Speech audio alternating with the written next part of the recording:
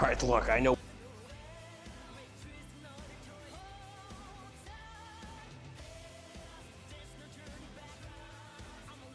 A quad.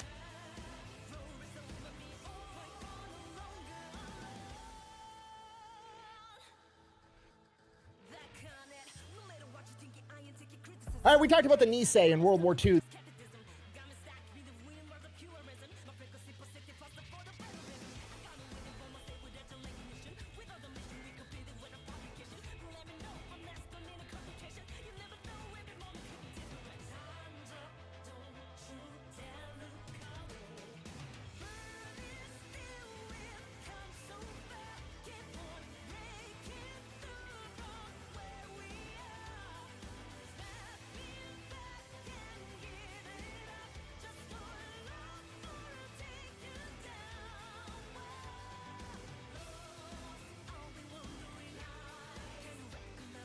In Weather.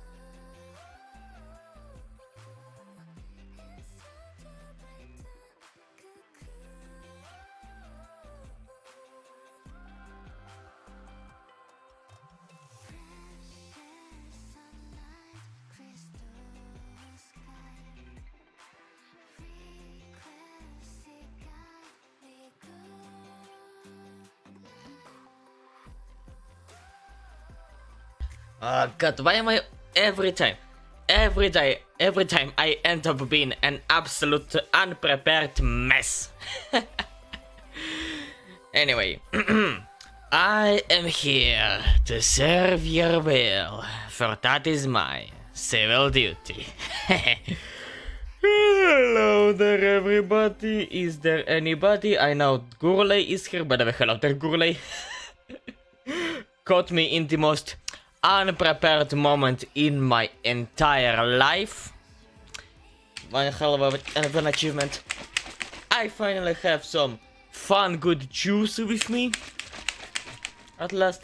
Hello! Hello! Nice. Today we are having a Reactions Friday. That means yes, we are reacting to a lot of videos today. I have at least 5 videos right now. And as per my tongue. And as per tradition on this channel, with every start of every stream, since the times align as such, an HLC video. I didn't hear no bell, birds away. Finally, a Patriot in action, I believe. HLC released a video an entire hour ago, a fresh video. Let's fucking watch it. It's gonna be a great time. On and no ears this time. Excuse me, America? The British are beans on toast. My tongue. Beans on toast is starting nice this time. That's new. Hold your horses there, beans on falafel. We gotta talk about exactly what is going on in Europe. And it is Right. it is wrong, it is abhorrent, it is evil. Wait, What? my god, Wait. What is Uncle Sam talking about this time? what's going on? Germany. Not the Jews again. And I haven't done anything with the Jews in 80 years. I have a recommendation. Oh, put it in the chat. I will look it up later. This is not me. Wrong, evil, abhorrent? What are you talking about? Yeah. 12 tons of Kit Kat bars that were stolen in Italy. Oh my god. The 12 tons of Kit Kat bars, it's an absolute meme of all time. It wasn't even an April 1st joke. It was on March 31st, I believe. Like, it was absolutely brilliant. Of course, you gluttonous Americans would be losing your mind over chocolate. Yeah, because who the hell would steal so much Kit Kat?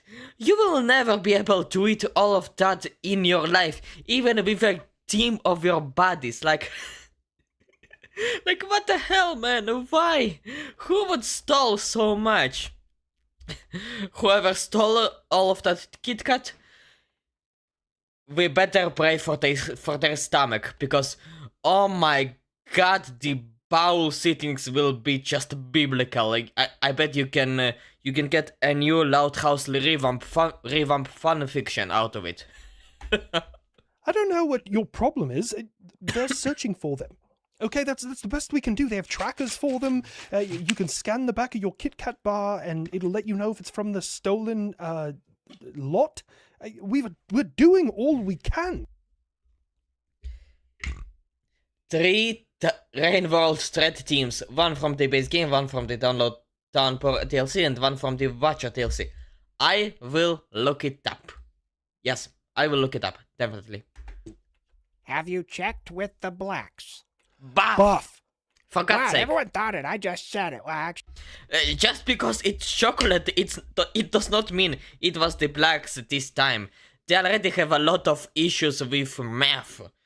Like Snoop Dogg bought the entire plantation house of meth. Like, they don't need chocolate on top of that. They will get diabetes for nothing. come to think of it, I probably wasn't them. You know, the whole diabetes thing. Plus, it Exactly. wasn't stolen like watermelon. You're not helping. Hey, look, I'm trying here. Oh, wait, it's Europe. Have you checked with the Muslims? Wait, is chocolate halal? Does anyone know? Plus, what the fuck does halal even mean? Halal, it's like forbidden, but no, I believe chocolate is not halal. Let me look it up. Is chocolate halal?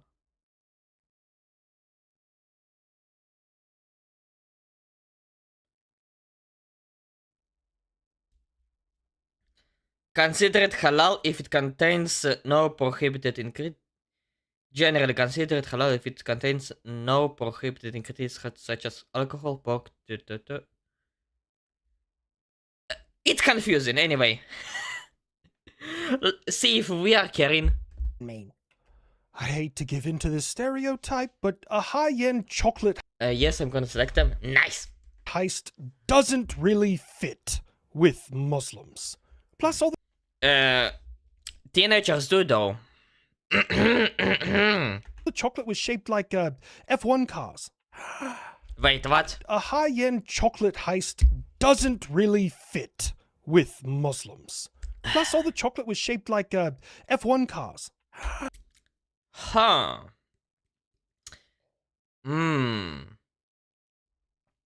Let me see. Hell, maybe Max Verstappen fans are at it again? Who knows? Oh shit, then it's gonna be the whites. We like anything shaped chocolate. Oh shit, man, this one's oddly specific. The only way we could be sure is, was there any leftover mayo or kale? Maybe avocado. Fucking white people love that shit. I don't know if I'm supposed to exclaim buff again, but at least this time you're being all-inclusive. I mean, you're really going after every race. Nah, I haven't That's gone right. after the Indians. Dot, not feather. And the Asians, but give me time. I'll think of some quips for them. Great. Damn. Okay, Poland, hey, can we maybe get a couple of those Patriot systems you bought? Because the What? guys in the Middle East, they didn't buy enough of them, even though I told them for the last 20 years, and they have Damn bottomless it. oil money, so realistically, it's entirely their fault. But I'm going to reach out to you anyways and ask for help, because we're homies. I'm sorry, America. Ah, fuck. Polish people cannot part ways with our Patriot systems. You know, absolutely fair, because they have a dickhead neighbor over their head. Absolutely fair. You see, Ukraine is still fighting a war over here. And if they lose, well, then I have a Down syndrome wolf at my front door. And I must protect the Polish people. You know my support. Down syndrome wolf over the door.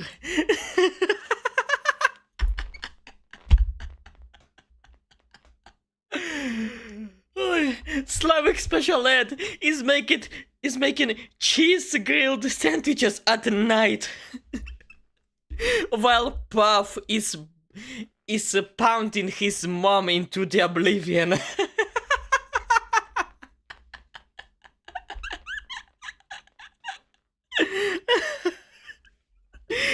he just in the kitchen, he hears upstairs in the bedroom just bam bam bam bam bam, take it you beautiful bitch.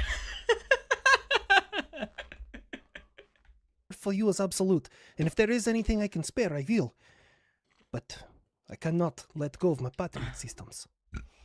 No, I get Fair. it, buddy. I Absolutely mean, mine are fair. still holding strong. They've had one hell of a fight.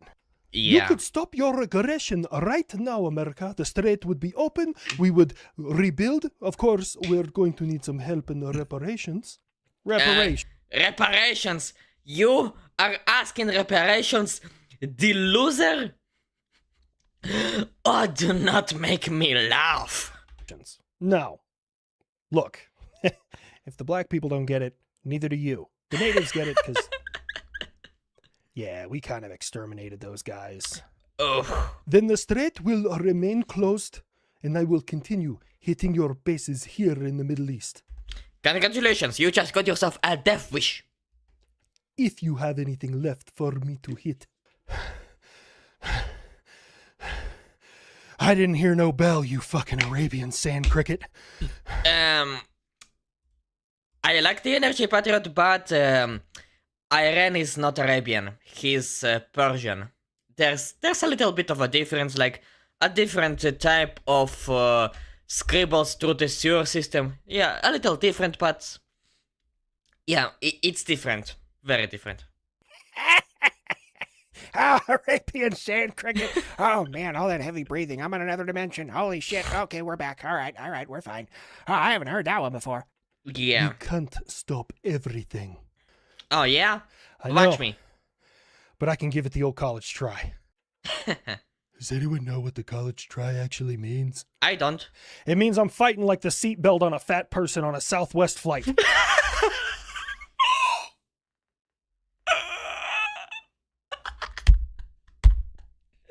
Patriot! Absolutely best.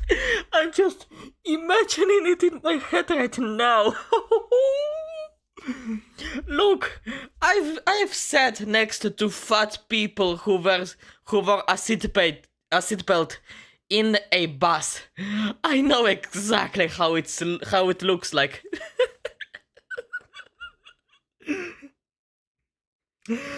Look, if the seatbelt was on a beautiful curvy woman with big milkers and the seatbelt was between the mountains, it would be sexy as fuck. Sadly, it is not the case. I'm holding, but I don't know for how long. Oh, yes, America, I wanted to talk to you about Southwest Airlines and their obviously fat-phobic policies. Let me guess. You are paying for one seat, but if you are so big that you need to have 2 seats, you are paying for 2 seats? Is that the policy? 1 minute, Beans on Toast. Ray. What's up, boss? Oh, I need Raytheon. 2,000 interceptors a year. Damn. You can't be serious. That's $40 billion, and I'm just kind of shooting in the dark here. Do you Damn. take a check? You know, maybe I am partially to blame for the national debt. No. Reagan taught us it's the welfare queens. Anyways, all right, maximum effort. We'll start cranking them out. Anyway, I have decided. Oh my god. what? They're fat phobic? Oh wow, really proud of Southwest. I mean, when people called me fat phobic, I was just walking around with like a dart gun you would use to, tranquilize animals, but it was full of Ozempic. Really? The buff was called fatphobic before? Buff, your name literally translates to big ugly fat fucker. Which in the future became fella, but whatever. You are fat by yourself. How can you be fatphobic? You did what? It was like big game hunting for land whales. That one is awful. No, Southwest Airlines is starting to stop people at the gate and say, you're too fat, you need Oh, to buy really? a second seat. Based. So they're actively making decisions as a corporation that would stop their passengers from having to share an overcrowded seat next to an incredibly large individual. Now you could look at that as fat phobic, or you could look at that as pro-health. Good We idea. should take it a step further and only allow them to have salad and water on the planes. Ah, wait. That was RFK. For a second I was thinking that it was Ryanair Airlines, but no, it was RFK. Just his style. Of course, American capitalism is insatiable Oh. and can only be happy when it is actively treating a marginalized group of individuals poorly. Look, they are a minority. Nobody gives a fuck about the minority. The only customer that is important is the majority customer. The one that actually uses your product. That's not fair. It's also physics, right? If I have a plane full of 50 people and each of them have an average weight of around 200 pounds, 100 that's kilos. only going to cost X amount of fuel. But if some of those people in there are 300 or 400 pounds, that's going to cost me more fuel. Yeah. You know, we charge people extra for bags. It's a little fucked up, but it's also, kind of a way to change the culture. You charge people for extra baggage they're wearing. Also, your administration of your buffoon in charge continues to disintegrate. What? Pam Bondi is on her way out. You know what? Fuck Pam Bondi. She was incredibly stupid. Like, why the hell Trump even put her as attorney general when she was making absolutely brain dead statements? Alright, 1 second. organized in the order of coded to more coded. Thread Rusted Wrecks, thread of Farm Arrays, thread Waterfront Complex. It depends on who you ask which one of the last two is better. Alright, I will listen to it after the video. For the YouTube people, you better check out the streams, because it will be a stream exclusive. Oh no, who's going to remind us that the Dow is over 50,000 when it has no context in the current questioning? What? Yeah, she did say that, and it's true, because we have an amazing economy. We've annihilated a lot of America's enemies. We're making America great again. And But Trump, for God's sake. Look, I know Trump is gonna love some Trump. He has some self-glazing. He needs to jerk off his blonde hair once in a while, which is like every 5 minutes a day. But for God's sake, please mean a business like the last time when you actually launched Operation Epic Fury. When you got serious for once. Get serious again for a minute. I think she's going to do real positive things out on the private sector. Look, at the end of the day, I want us to be successful, and if somebody's in the The wrong fuck? position and doesn't really know what they're doing, it makes perfect sense for them to walk away or be told to resign or fired. The only one that I'm genuinely still upset about is from the president's first term when Mattis walked away. Ah. I feel like we could have done amazing things in this world. So, America, I know we've gone back Canada. and forth a little bit about this F-35 program. Huh? And our requirements for our next generation of aircraft just got a little bit more strict. Oh, really? And so we're on as an observer for the Global Combat Air Program. It's the 6th gen that, GCAP, I guess, or GCA. The Watcher's threat teams are great, sadly they fall a bit short compared to Tampa and Space Game Music. I will look it up after the video, I swear. the United Kingdom and Italy and Japan are all coming together to make.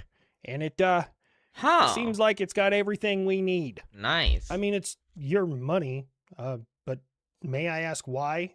1 second. Luckily the regular Watcher music is great. I will look it up, definitely. Yeah, what's your beef this time, you fucking Serapian? You need to be Serapian? nice to them.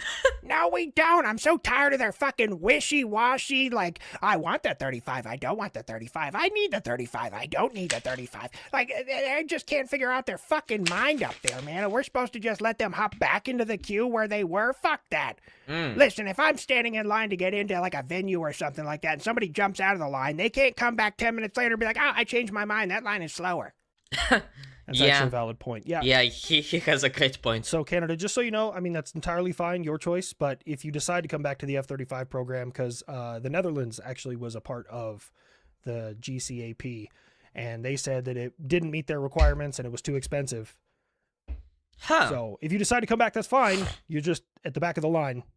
Alright. Canada, America would hate it if you happen to purchase some of my Su-57 or Su-75 here from Mother Russia. Shut up, Slavic Special Ed.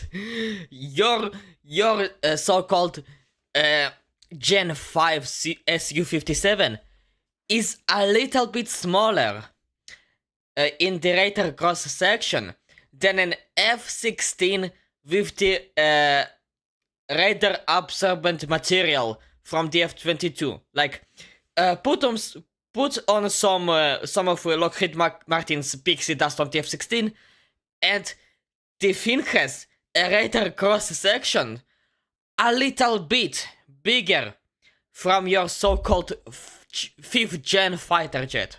You don't even have the engine for a 5th gen fighter jet. So shut the fuck up, please. And we'll make you a good deal. Because the F-35 is always falling apart. They crash all the time. Crash all the time is how often? Like once or twice a year? Alright. There's like 1,100 of them bitches. Almost 12 at this point, I believe. First of all, I don't think they want weapons that are going to be delivered eventually. Yeah. Literally just have no timeline for it. And secondly, there's been over 1,300 airframes for F-35s 13. delivered in the world. You know how many have Damn. crashed? 12. That's less. Wasn't that like 30 or something at this point? Even if it's 30, it's like way less than any other aircraft in the world. Like even more buffs have crashed throughout the 70 years it's been in the air. Less than a 1% fail rate. Yeah? I'm more effective than hand sanitizer, you frozen baby bump bitch. Wow, what is happening to me? It's war. It changes a man. The Hell, hell? after you've been in as many conflicts as I am, you can't even get it up without a little bit of danger. Might as well just lay it on the table and punch it until you finish. Buff.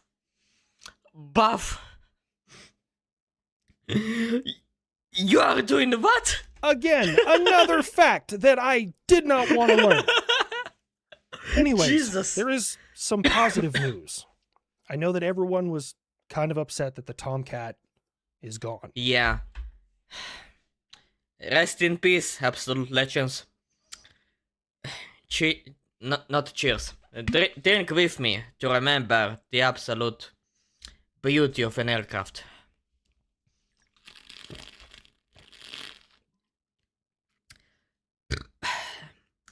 Cheers, Latin Heaven. Yeah. Worked with him for a long time. That airframe, man, he was built with the whole idea of what if?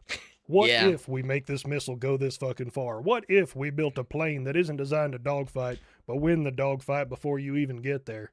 And what if we were given a fucking ball cancer to our pilots because of our radar is that powerful? You know, it has a special place in American history and in my heart, I tell you that much. Yeah. Even though I never really personally knew him, I really wanted to old yeller the ones that were in Iran.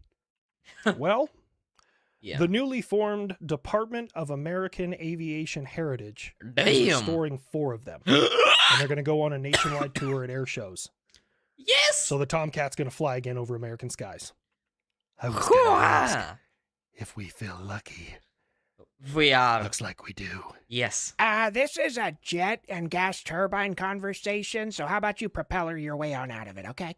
Buff, I've been rocking these skies as long as you have. It's about time that I get the recognition I deserve. Yeah, besides, excuse me, but using a fucking cargo plane for close air support is beyond metal. Like, he's right on the tier with Buff. So respect the guy, please, will ya? I know you disrespectful to everyone except your nephews. Or sorry, not nephews, grandsons. But please, Buff, be more nice to your brother after all. Look, if you're going for the Clint Eastwood thing, can you do him in Gran Torino? That was a great movie. Especially loved all the racial slurs. Okay, Bah. and I'm interrupting again. Guys, it's time to launch Artemis 2. We're sending Oh, people yeah. back to the moon. Oh yeah, back to the moon. Like we've been there before. Kid. I already told you! The federal government is too stupid to keep that a secret for this long, okay? Trust me, we would have found out about it. Yeah. Yeah, the government is notoriously bad for keeping things a secret. Yeah. Unless it's the CIA. They still have a lot of secrets from the Cold War. Yeah. I really wouldn't read into it too much, but, you know, Matt Gates recently said that Gates? there's a human alien. Wait. Matt Gates? I heard that fucking name before. Where did I heard that fucking name? I need to see his ugly face. Oh, I think I remember him slowly now. I think I remember him.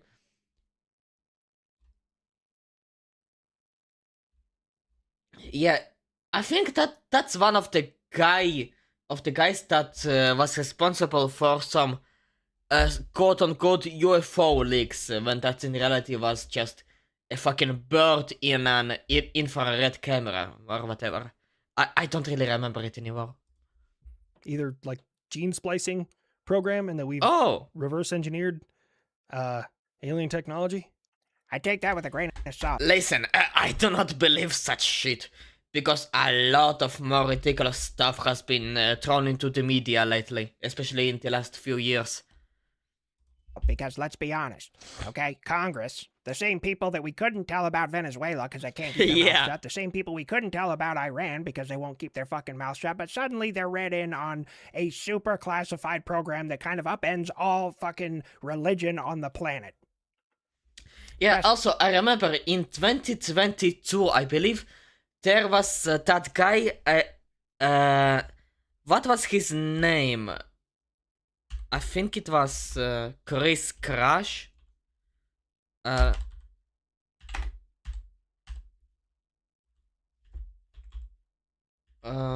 me...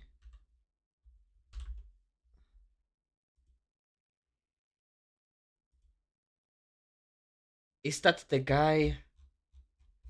No, it's not. I'm trying to remember who was that guy who addressed the Congress in 2022 and said that aliens are real. I have some informants, anonymous informants in the Pentagon or in Area 51. I personally flew on one of the flying saucers that my body built. Like, I'm trying to remember his name of that guy. I will find out his name later. Whatever. Press X for doubt. Yeah, exactly. Hush up, guys. It's time for lunch. Please show me the footage. Fuck, I did not That's see a it. thing of beauty. Yeah? Oh man, it's been quite some time since we, did this. The lengths humanity will go to avoid the Jews and Muslims. Well, it is for scientific exploration and possibly finding landing zones for when we go there and actually land on the moon. It has nothing to do with Jews and Muslims. True. Say what you want to, but the facts still disagree with you. Menorahs and suicide vests don't work in a vacuum. I take my apology now. Okay, Buff, that was very good. That was a good one.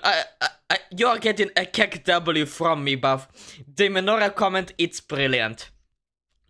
Germany, not the Jews again. Beans on toast. Arabian scented cricket. A new slur has been discovered. Oh my god, I'm going to use this slur too. Arabian scent cricket. It's brilliant. Down syndrome food. Also good. Oh my god. This entire episode was filled with new and creative, wonderful slurs. Just Buff was on a roll today. Jesus fucking Christ. Okay, now time to listen to music. Rain World. Trad Rusted Vrex. Okay. I think that is the one. Yeah. Okay, let's listen.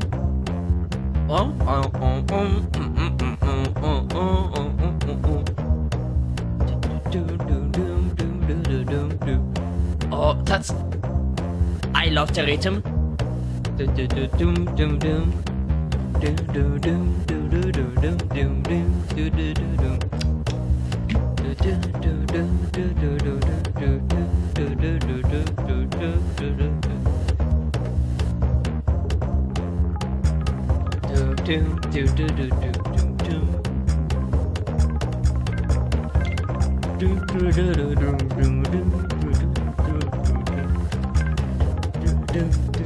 Yes!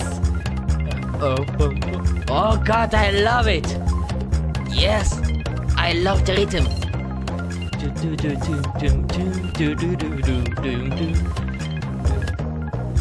It's simple and it's catchy. Yes, it is. Oh yes, it is the Goldilocks zone. Yes!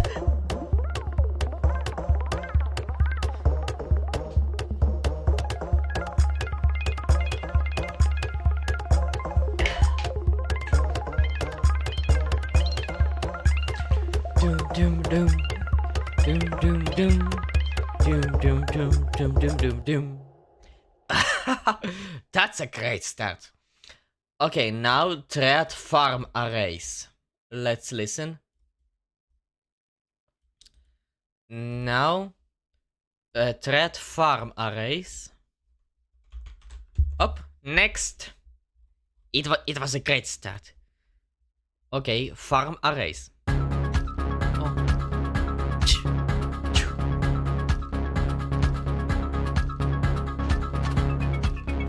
Uh-huh.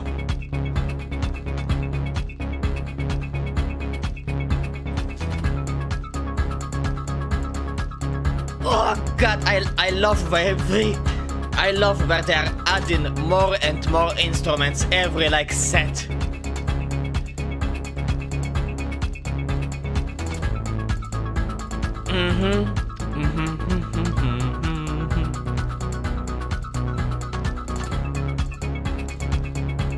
Yes.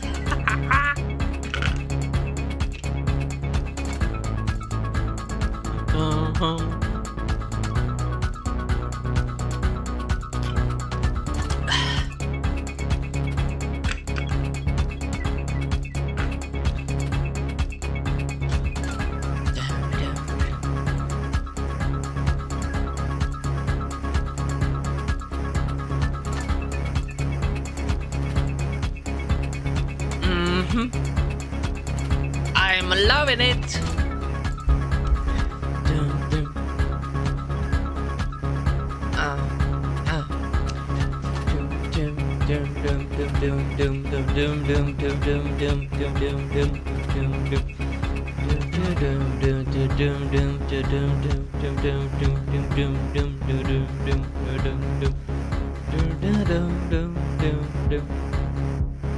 Oh, it's great. I'm loving it.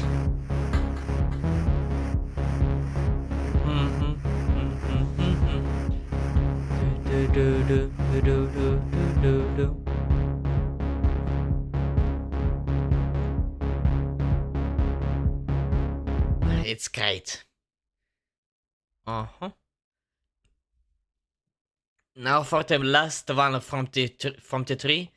I believe that's the one. Yeah, I believe that's the one. Oh, I almost burped again. Sorry. Okay, let's listen. Oh.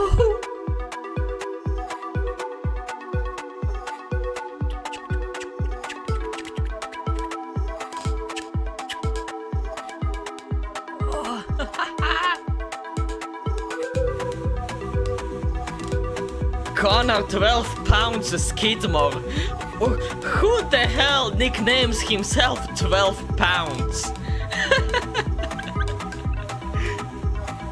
Like, is that the weight of his balls? Because it takes a lot to composite something that great.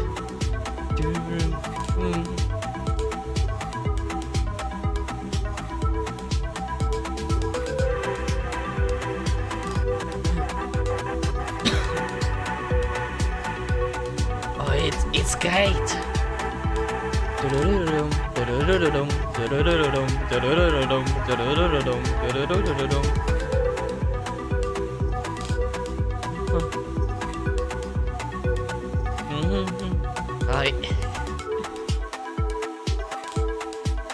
Rivalettes on the cover. Ruffles.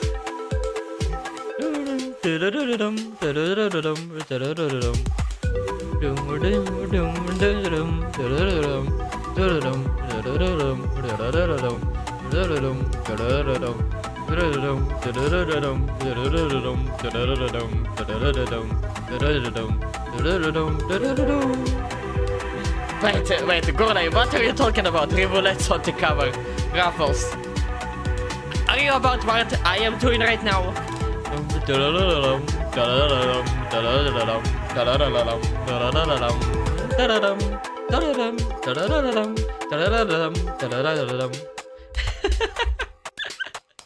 God, I'm having so much fun with this music. It's great. I was shocked when displayed on the precipice until the realization, God, I love this game.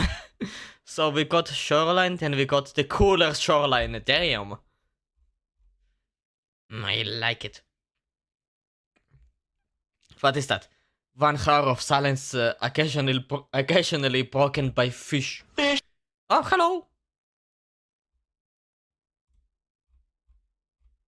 What's that? What was that?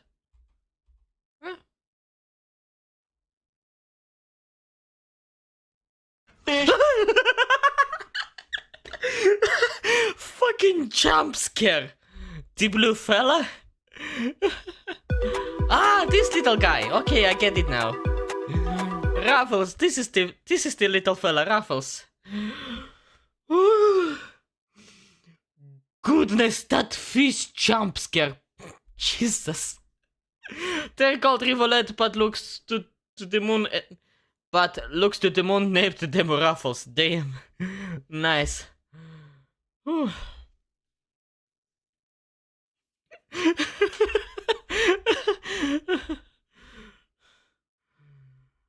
I have never thought I would get jump scared by a fucking fish.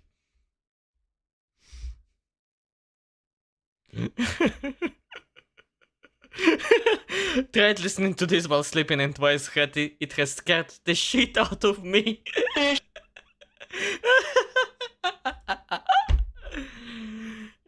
God damn it. Alright, now that the music is done and the fish has been spoken, it's time to go to the next video. A next video by the soon-to-be Congressman Brandon Herrera. The final boss of cursed guns. Most disgusting, most cursed gun rifle ever. I want to know, like, I've been a very long time watcher of Brandon Herrera. I am very interested to know what gun can be the most cursed gun ever in Brandon Herrera's possession or in his eyesight has ever met. I am deeply interested and disturbed at the same time. Okay, let me read. Got more to react to, or do you want more involved? Because I have more involved. I want more to react more to the videos I have here in the roster.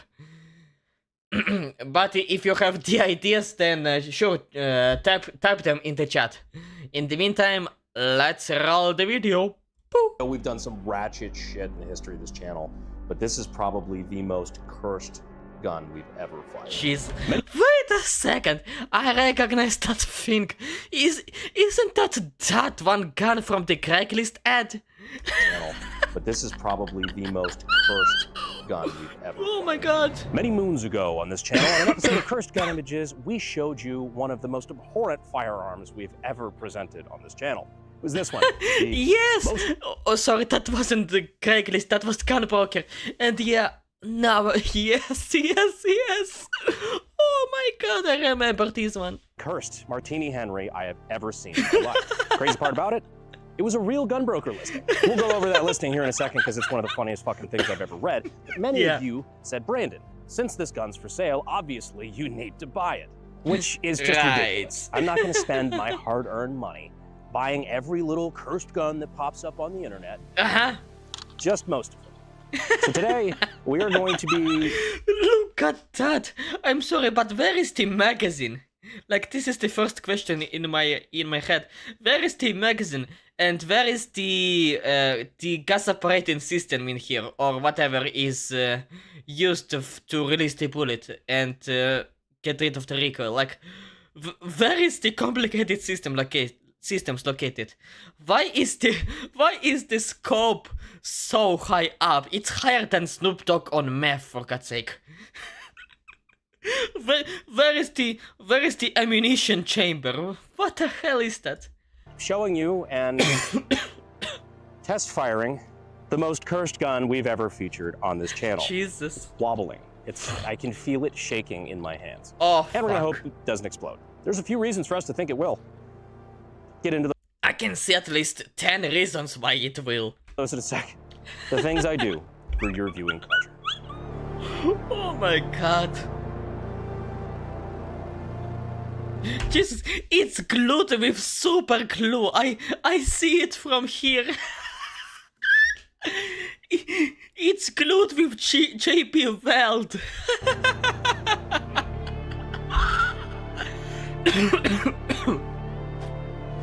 Now this is what a Martini Henry is supposed to look like. Yeah. Well, I mean, sort of. This is kind of a Khyber Pass look-alike, but still, single shot, chambered in .303 British. Right. Notably, looks like an actual historical firearm. But what Okay. if somebody took this and decided, you know what?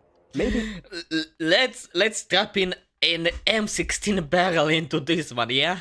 we have M16 at home. And unfortunately, that same asshole had Ah, access by the way, now I see the ammo chamber. Okay, questions off. to a welder. So I present to you M16 at home. Well, I mean, maybe not a home, probably like a crack house. But still, we have this right here, which, again, single shot. So not only is this a Khyber Pass build, which is already pretty sketchy, also kind of sketchy because you just look at all the globs of fucking weld everywhere all over it. Yeah. Even looking into the chamber here, just look at how the barrel face is cut away for the Jesus. ejector. Wait. Look at how the barrel face is cut away for the ejector. Nothing about this Jesus. instills great confidence. It's scary. Like nothing at all. But you know what we say here on the channel? Never let cowardice be the enemy of science. Right. I've never said that before. But I'm saying it Of now, course. so still counts. Maybe. So that's a cinder block and a piece of wood. And a piece of wool also. All right. Of course, with a water jug, of course. So we didn't have a lead sled, so we kind of rigged one up. Rigged with a hard R. But we're being really careful with this one, which is why we are using slightly downloaded black powder .303 rounds that we custom loaded. And the Okay. reason we're kind of being so cautious about this thing possibly exploding is multifaceted. For one, this Yeah. weapon system was designed in 1870. For two, this one's not even original. It's made by Pakistanis in Khyber Pass. Three, Jesus. we have no idea what this absolute fucking Made in Pakistan, it immediately means fucking trouble. goober did to this thing. All the things inside of it that might be completely fucked. And four, the guy who sold this to me from the original gunbroker listing literally told me, please don't shoot it. But I mean, Please don't shoot from this piece of shit. You will either die or this thing will die before it gets... Before the bullet hits the... No, before the... What it's called? The hammer hits the bullet, yeah. come on. Come on. You know, people ask me what I do for a living, and that Hide behind the vehicle, you goddamn idiot. Do you not learn from Kentucky Ballistics and yourself? question is getting continuously harder and harder to answer. Firing in 3, 2, 1. Jeez. It worked! This thing worked! And it did not break apart! What? What? Okay. Well, that's not too bad. Хорошо. Вставай, пожалуйста. Да. Что? My dad is next to me. Wait. Lovely herbs, flags, Madrid God. My god, that's a lot of soundtracks. I will look it up later. I need to close the door for a second. Never mind.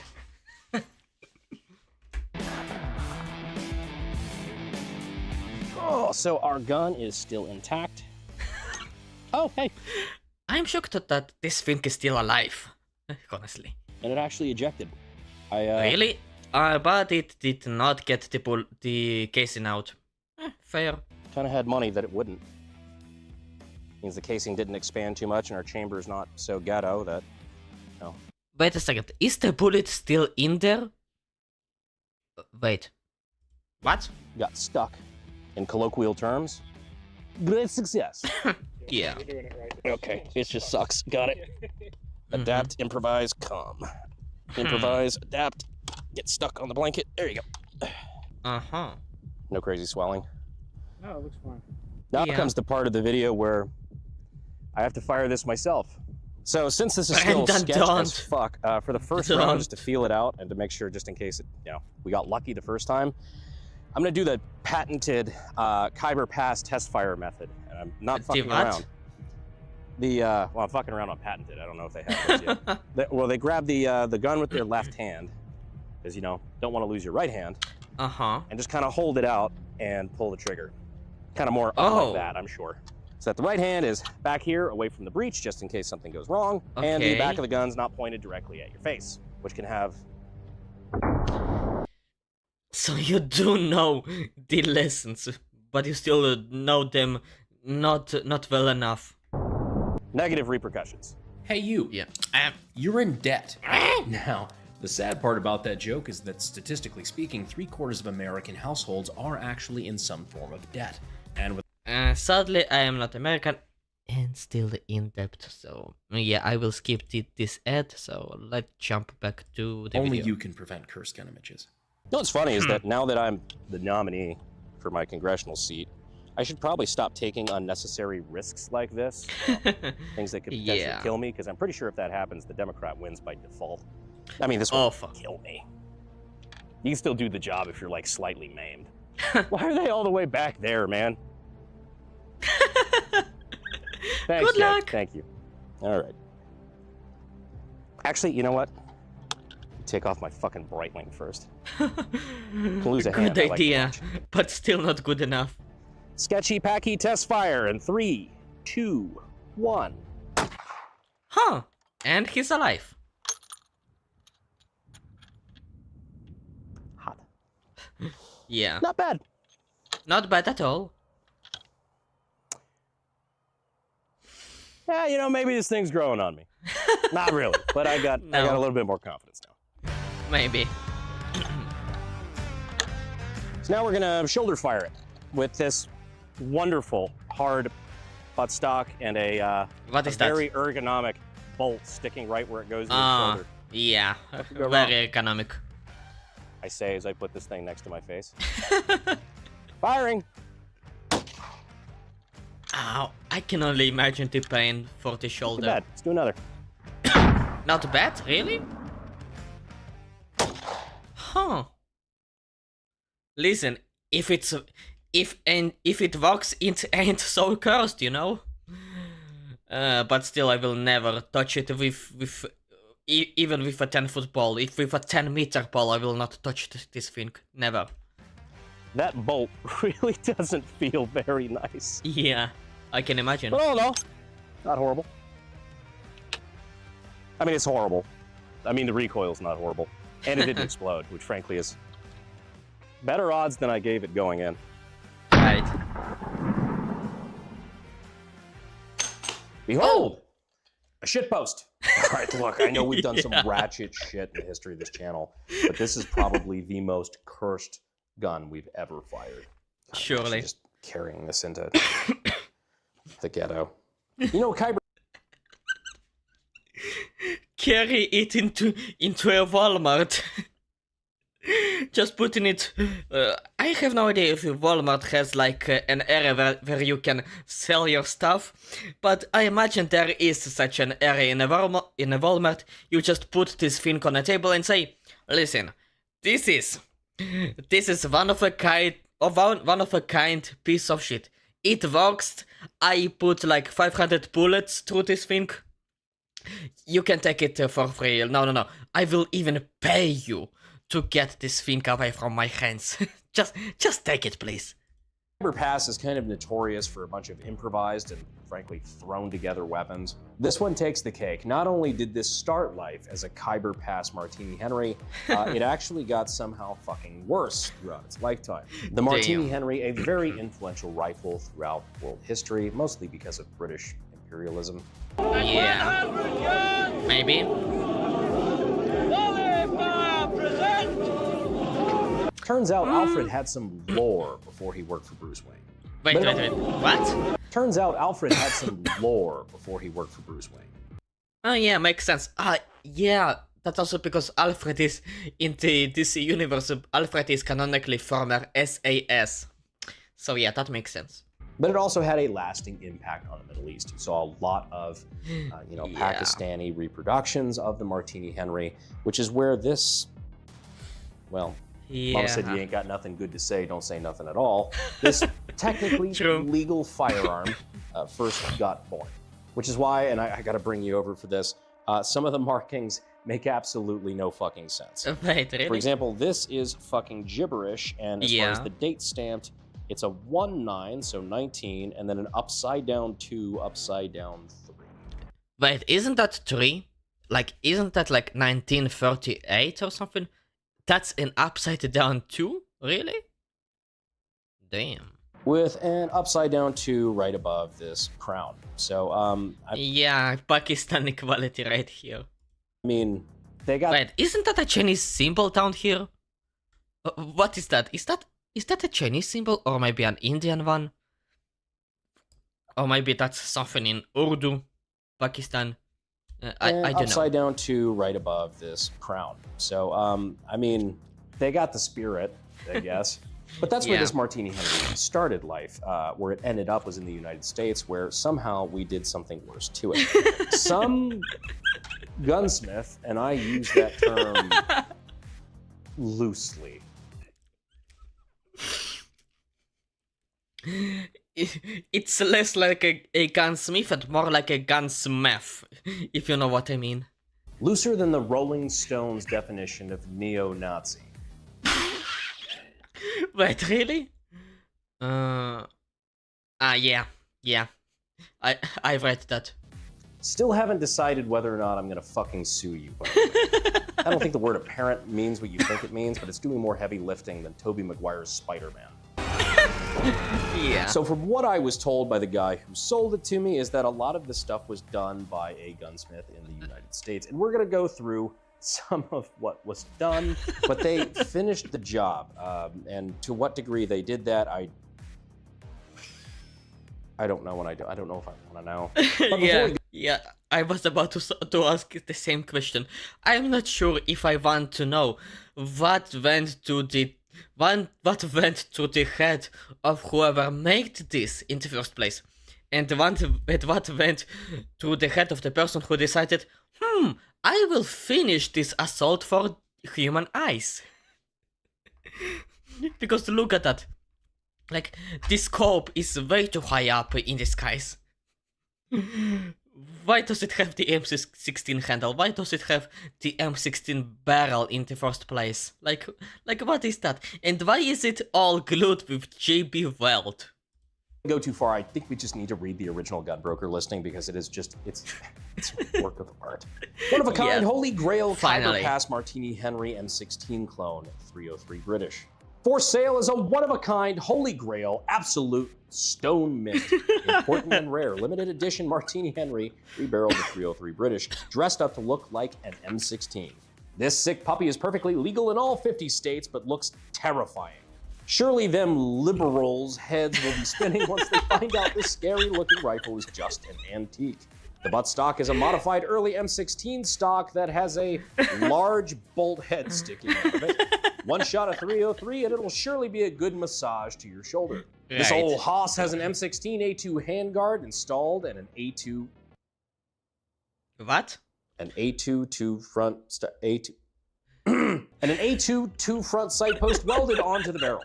An A3 carry handle has been added to make this thing look more clone correct. Comes with a cheap Bushnell scope mounted to the carry handle. This abortion is an antique.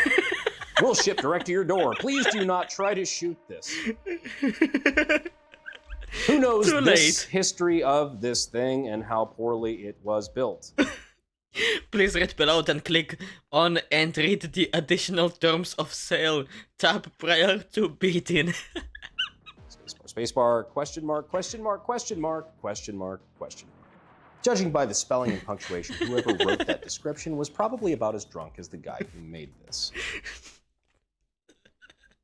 And both were definitely rednecks out of Iowa or maybe Oklahoma. You know what? No, it's probably was Connecticut. ADD break. We're gonna do Echelon the classic echelon penetration test.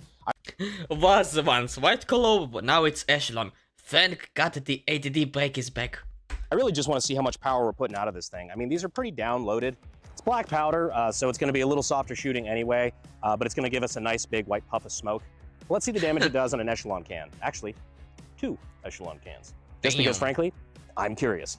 All right, so we're going to go ahead and load this thing And up. definitely it's not because I am part of the Echelon brand. Wink, wink. And since I think this scope is nowhere fucking in the ballpark of accurate, I'm just gonna kind of wing this looking down the barrel. So, echelon penetration test in 3, 2, 1. All right, I'll give it to you. That was a lot more power than I was expecting. Yeah. It was so soft recoiling, I thought it might be a little too underloaded, but Really? the echelon disagrees. Fair.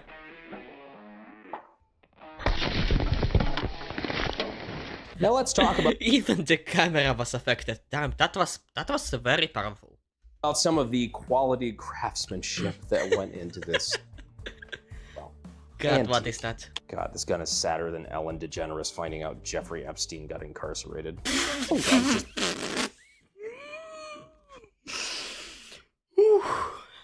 bizarre. It's like just a giant Rorschach test. I look closely enough at the welds. I think I can see my parents fighting. I'm gonna roll over your way so I can just show just in detail just how bad some of these welds Damn, that is... Oh my God, the absolute weld of that thing. Oh, Jesus. are. I mean, just tack welded right on. And now you would think with this being welded directly to the barrel that would be fairly secure, albeit a bit ghetto. Not really. Oh, oh. Oh my God. The poor barrel. And you were shooting out of this thing. How is that? How terrible is this? I mean, no. Things God do a more damn. fucking wobble than a 20-year high school reunion. But don't worry, this is just the handguard. This is just where you grip the rifle. It doesn't have any effect on accuracy. It's not like the scope is No. attached to the... Oh. Right. Oh. Again, one of my favorite parts is the just in ghetto rigging this stock, you know, with this giant lug nut ass bolt on the back. They just Yeah. cut away part of this original M16 stock Wait, to be really? able to fit this in. God damn. Which, I mean, that's one way to do it. Alright, let me read for a second. I'm playing the Watcher DLC right now, and I'm in this region called Heat Ducts. I got a shelter with heating in the form of literal fire being spat out of the tube directly below the floor. Give me a second, I think something happened. You know the floor I need to sleep on? Yeah, I get it. Give me a second.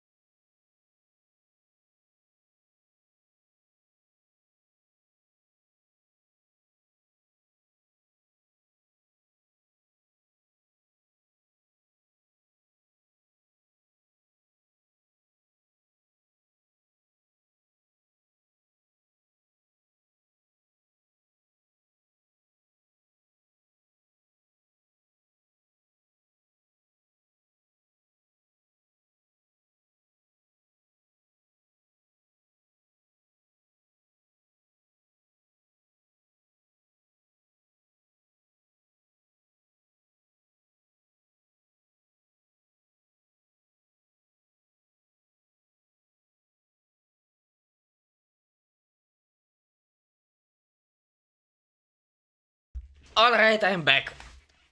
Turns out my dad's phone just fell to the floor, and he went to a walk. That means I can be loud again as I want. Alright, let's get back to the video. No clue as well what the fuck was on the end of this. Probably an original like front sight post, but that has been completely ground away. Jesus. Not in a pretty way either. Something tells Yeah, look at those holes. Oh my god. Look, I know that I'm pretty sure it has no effect on the gun's like functionality, but god damn it, can't you just like, I don't know, polish it a little bit more so it will look at least a little bit more pretty? Like, I don't know, couldn't you put a little more effort? However, knowing how it was built in the first place, no, it's better to not put in a lot more efforts than what already been made. Like, you were already cocked up on something higher than energy drinks with fucking vodka. I don't want to know what will you do with a Monster Energy and some bourbon. tells me whoever did this did not have access to a lathe. Yeah. Instead, probably a Dremel and copious amounts of methamphetamine. Speaking of which, let's take a look at the front Fair. sight post here. So on a normal M16, this would be a front sight post gas block combo.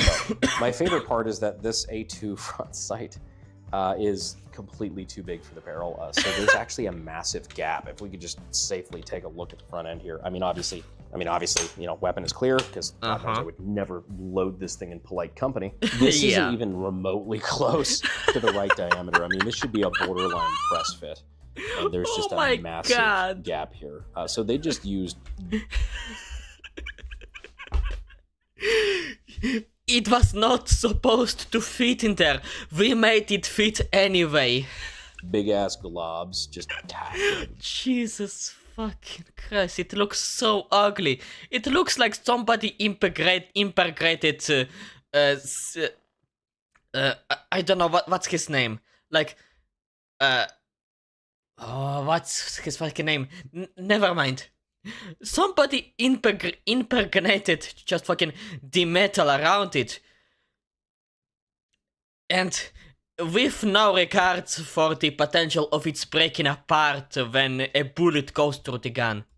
This shit in place. No consideration Which, for again, nothing. Oh god. bang up fucking job. Also, I just love how it's not even remotely symmetrical. Like if you look Wait, on really? this side of it, that's the gap you're working with between the front sight post and the barrel, as opposed to this side.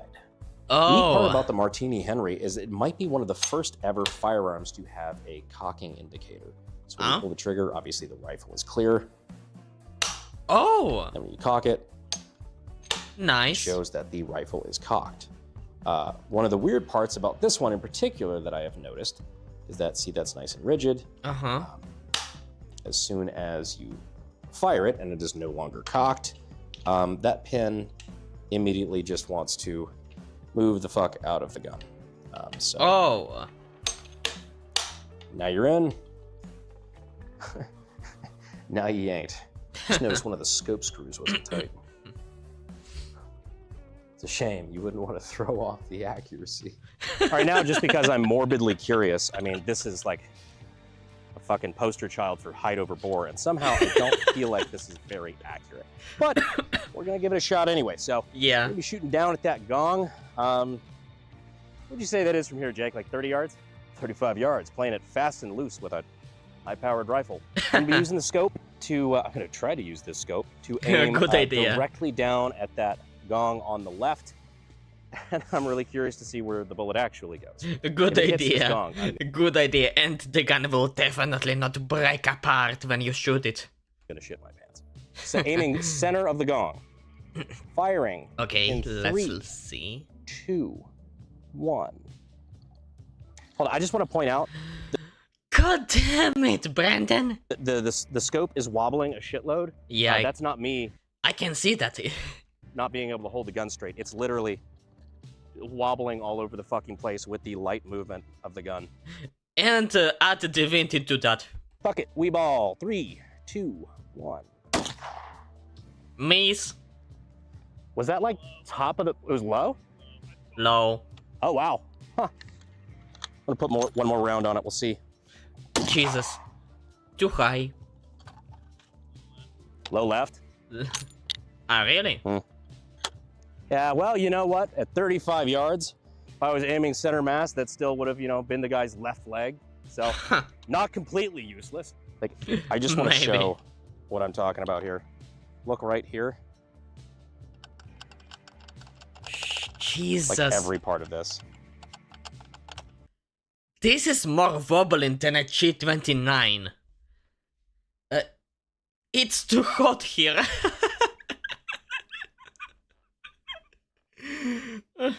Maybe not, I don't know. The panic just started, it's a mess. On top of being on this absolute diving board. Like every part. The handguard fucking moves. God. There's like 18 different axes in which this is just inaccurate. Jesus. I did not hit the gong. I was gonna be very impressed if you did. Okay, Dirt. That is a really long trigger pull. Yeah, Yeah. it's kind of dog shit. Yeah. So to wrap this all up nice and tight with a bow, this is not only a cursed weapon, but probably one of the biggest pieces of dog shit I've ever had the misfortune of showing off on the channel. Give me a second. Take me back, UK Summer, that makes me wanna live in my fridge. This is worse than you. What are you talking about, Gorley? I did not do nothing. I did not commit a crime. Whoever did this is bad, and they should feel bad, and may God have mercy on your eternal soul. 3 out of 10. Yeah, just as a reminder, this was from the series Cursed Gun Images, which we're probably going to bring back. What would you guys think about a new Cursed Gun Images video? There have been a few things that have come across my desk that I think are worthy of a Cursed Gun Images video. Good but idea. I'm going to need more content. So if you guys have seen any Cursed Gun Images throughout the internet, I hate what I'm about to say, please send them in. I would tell you to use the subreddit, because that's what I mean, the heat. Okay, now it makes more sense. actually check. However, I know a bunch of you are just going to use email, my DMs, smoke signal. It doesn't matter where I tell you to send them. It's just going to flood down my fucking fireplace like Harry Potter letters. Ladies and gentlemen, the Cursed Martini Henry. You know what? You asked for this, so technically, this is on you. This is your fault. And you know what? I do not regret. I think it was absolutely beautiful. Already shifting blame, just like a politician. Fuck. Anyhow, we've actually had this thing laying around for a while. Been meaning to do this video for a minute. Now we're getting a little bit of a chance. You know, things have calmed down a little bit. Figured it would be nice to take a bit of a return to the basics. The basics of the channel. There's nothing basic about this. Is absurd. Yeah. Anyhow, if there's anything you guys would like to see coming up, I've actually added a lot of cool stuff to my collection that I haven't showed off yet, including some really cool historical stuff. But the media's gonna have a fucking heyday with that. Anyway, I appreciate you guys staying all the way through to the end of the video. And as always, I will see you sexy YouTube mother lovers in the next one. one. Bye. Can we throw this thing away now? No, keep it in the collections. It is a super rare thing. Nobody will ever make a replica, because first it will be illegal as fuck, and second, nobody will be able to replicate this perfectly. It's one of a kind. It's the Ferrari 250 GTO of the gun world. Absolutely fucked up, but just one of a kind, absolutely.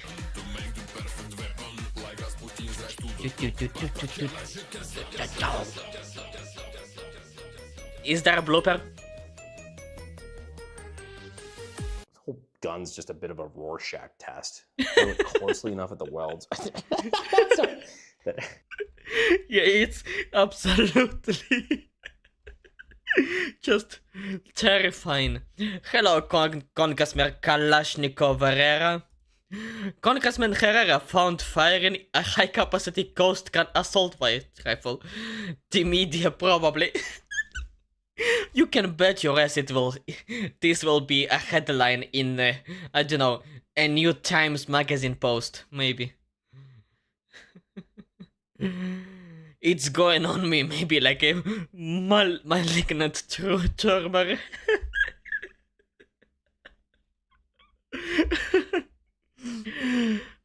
Wait a second. where Breaking news! Congressman Herrera dies after a catastrophic malfunction of his M16. No, wait, it's Martini Henry? Dave, what was it again? A hybrid? The fuck you mean a hybrid? I have to fire this myself. Oh my god, this is wonderful. Just the gun is beyond perfect. It's on another level of the Jesse Pinkman tier list. It's wonderful.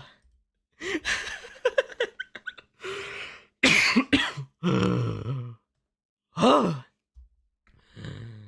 Give me a second. I need a briefer. Let's listen to. Let's see.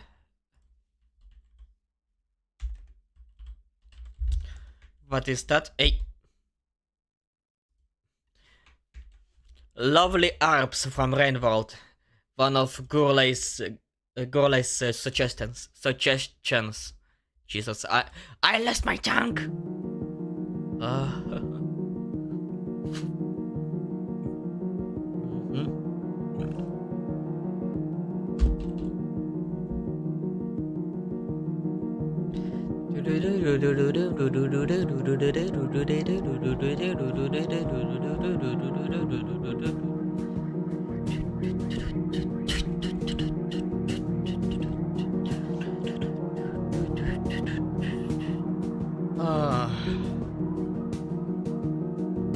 It's calming me down.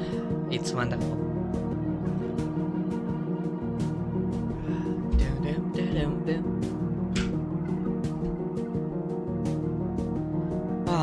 I will need to listen to Rainworld doing my work routine. Is it on Spotify?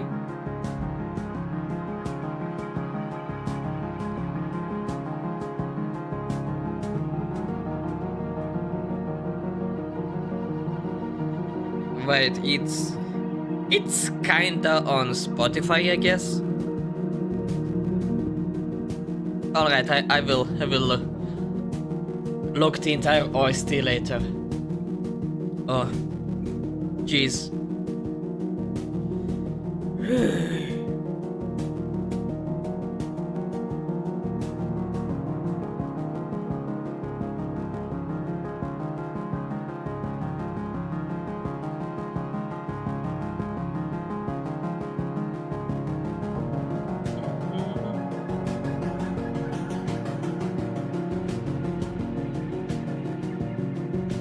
I highly recommend it.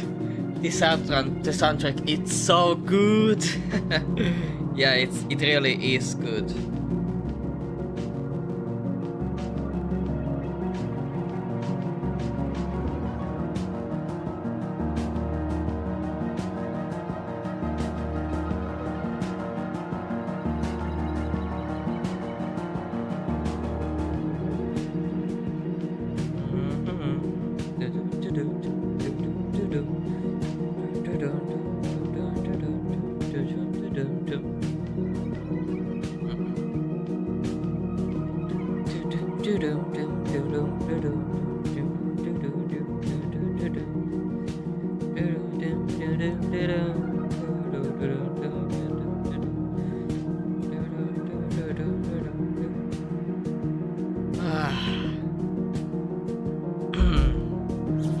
Yeah, it's growing on me.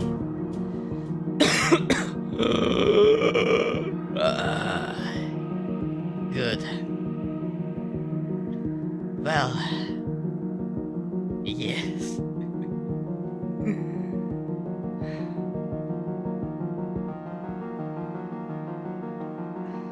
Damn.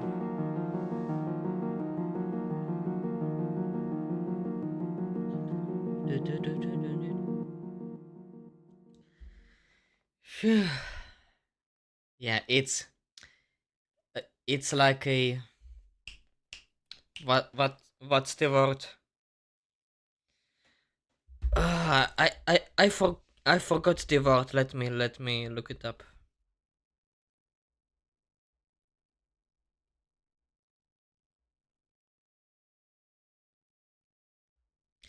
Never mind. It's nice. It's tinkling.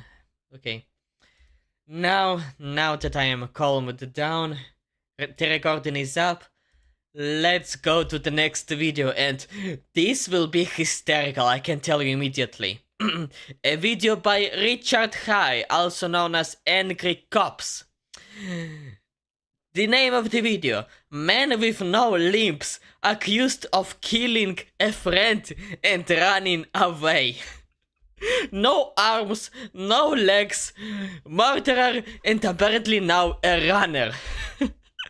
Let me read it. Quadruple amputee professional cornhole player charged with murder after alleged roadside killing. Excuse the fuck out of me, but how in God's planet can you come up with that? What exactly, Gurley? What did I just read? Dayton Weber, a quadruple amputee celebrated by the American Cornhole League, allegedly shot a passenger twice in the head during a car argument. Excuse me.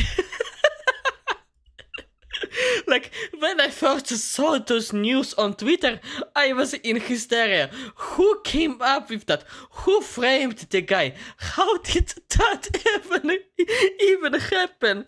I'm sorry, but the guy has no opposable thumbs. He has no fingers at all. How can he shoot a gun in a car? Let's watch it. Quadruple amputee, professional cornhole player, shot and killed his friend in his car and drove away. Let me say that again in case you didn't understand me. A quadruple amputee. No arms, no legs, no hands, no feet. Professional Only a head and a torso left. cornhole player shot his friend. No hands, Wait, no feet. let me read. As a quadruple amputee, I've been defying the odds my whole life, becoming a professional athlete as a cornhole player. Yes, cornhole. It's just my latest accomplishment. Professional cornhole player shot his friend and then drove away and was recently arrested and has been charged with first and second degree murder, putting the cap in handy capable. Oh my God, that's a great line. And if that doesn't grab your attention, boy, I don't know what will. I don't know either what will grab anyone's attention, if not that headline. Like,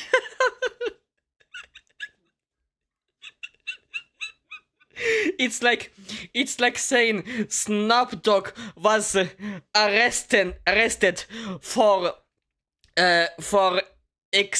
for excessive height speed on a highway while he was sober and down to earth, not high on meth, on weed or whatever. Like, it is that level of ridiculous.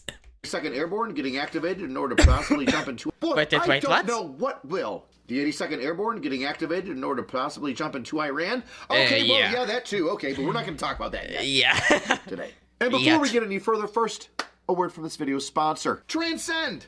Whether you're a veteran, a cop, or just somebody that does manual labor, your body's getting torn down, isn't it? And I don't really get much back from my doctor when I say my knee pain hurts, other than here's some painkillers. It's time we take charge of our personal health again. That's why I'm working with Transcend. Don't know anything about peptides? Need additional help with your cholesterol or high blood pressure? Or an umpteen different things? They'll help you out. For me, personally, I didn't know anything about peptides, but I knew that there are some really good recovery aspects to them. They laid out a clear plan, got me what I needed, and told me how to use them, which is the biggest hurdle, I think, with peptides anybody on the internet has. So call them up for a free consultation, get 10% off my code below. Fix your knees, fix your back, fix your joints, get healthy again with Transcend. All right, we're back. Let's talk about one of the most interesting headlines that I think we've all ever seen and or heard. Dayton Weber has been in the news before, but not for... I'm sorry, but from this perspective, the guy looks like a pig with a human head. I'm sorry, I cannot get this image out. Look at him. Look at this man and tell me this is not a humanoid pig. Look, for a quadruple amputee that managed to accomplish like a professional, like Olympics type sports, like with no limbs, I have infinite respect for him. Like, don't get me wrong, this guy is an absolute gigachad. He is a hero for many, I bet. But I am deeply sorry. You cannot tell me this man does not look like a humanoid pig. And give me a moment. I've seen somebody just follow me on Twitch.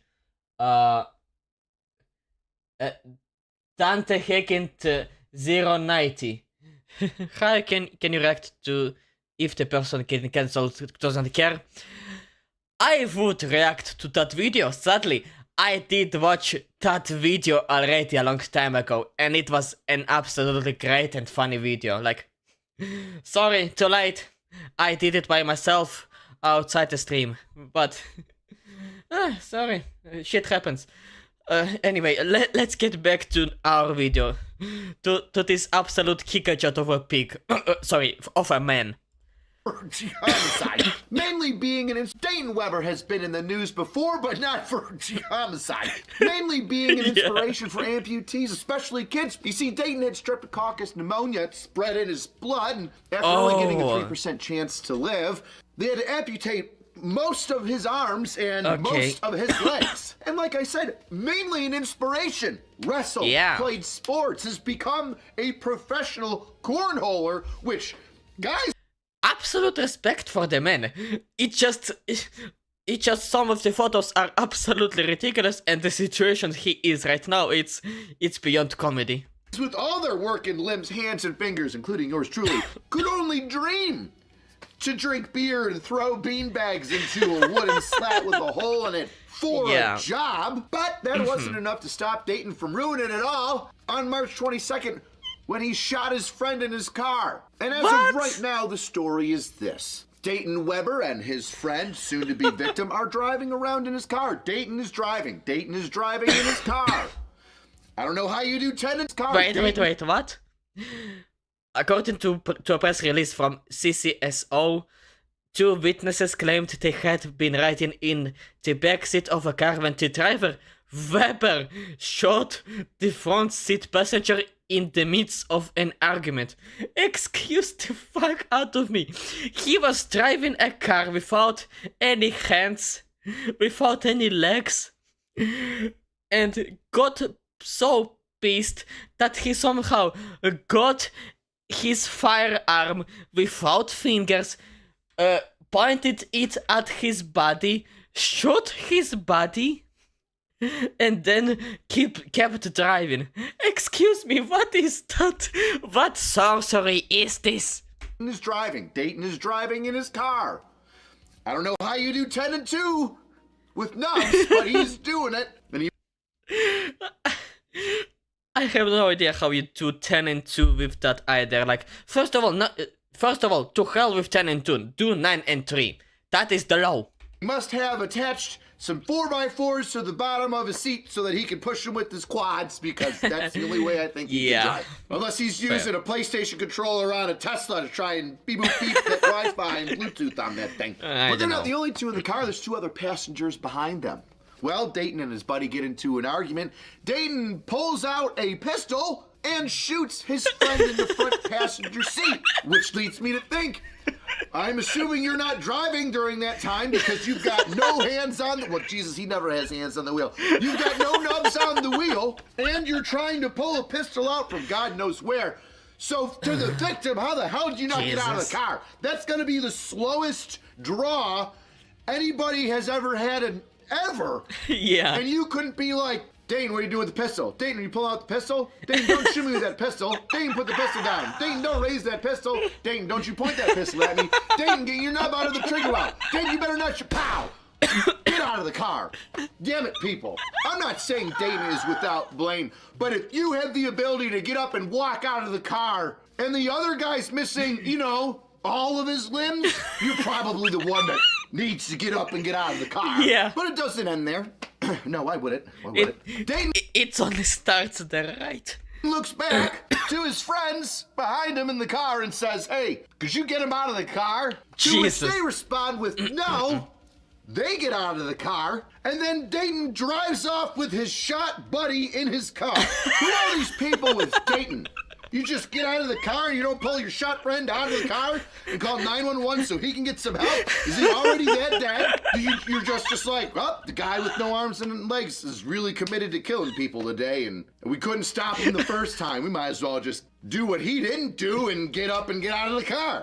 I mean, he's pulling out the pistol. You could just like push him over and watch him fall. We got kids of real life weeble wobble. Now it gets a little hazy as to what happened to the victim of the shooting. Jesus. But Dayton ends up going to a hospital the following day, checking in for some unrelated medical issue, and then gets picked up by the coppers and taken to jail. Well, yeah. Oh my God, this little potato with sprouts is out here murking people. You couldn't just get up out of the car. Oh my God, I thought of something. I'll be right back. All right, first of all, I'm driving. All right, this is how I'm driving. I'm driving. And I'm upset with you. You're my friend, and I'm very upset, okay? I'm going to reach down.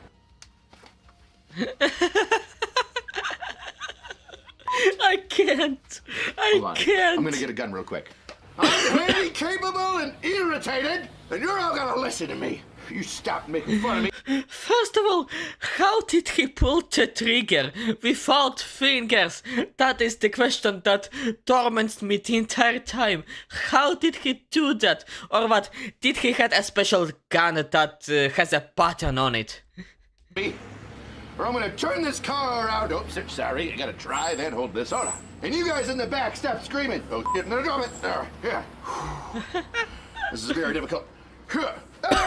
Yeah, thank God that's not a SIG. Well, I've dropped my firearm and now I just feel silly.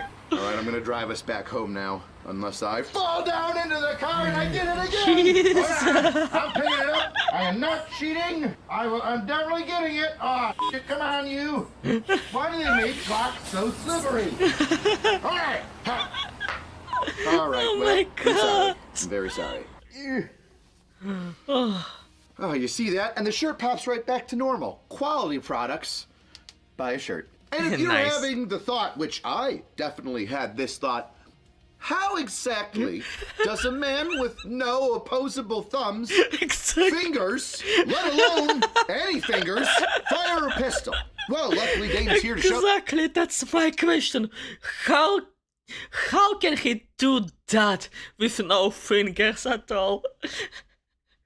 Like, excuse me, but even a monkey can't fire a gun. How did that man manage to fire a gun with no fingers? Okay, maybe with a monkey that was a stretch. A monkey theoretically can fire a gun if they manage to put their finger into the trigger well. The other question is, where will the monkey shoot? You know what? Let's not think about it. We don't really want to think what will happen in the worst timeline, do we? Oh yeah, who knew Beretta was so handy-capable? Now, What? you might say, AC, you're picking on a guy that's handicapped, murdering handicapped person, which really makes you think he really isn't that handicapped, is he? Damn it, Dayton, you just had to teach us. God damn! Wait. He did that with a Beretta. Okay, maybe he's not that. Maybe he indeed can do that. But Jesus, just imagining he does all that while driving in a car on some Tesla. Maybe the Tesla had autopilot. Who knows? Just that you could do everything, didn't you? I will say this, I think the prosecution's gonna have a hard time proving that Dayton shot his buddy, you know? No fingerprints on the gun, right? Yeah. What are you gonna do, dust him for Right. nubs? Sir, it looks as though the giant thumb pulled the trigger on this pistol. Now, of course, if you're gonna murder somebody, well, you deserve to have the piss taken out of you a little bit, don't you? And Twitter's the place to do it, because Dan says the suspect has been identified.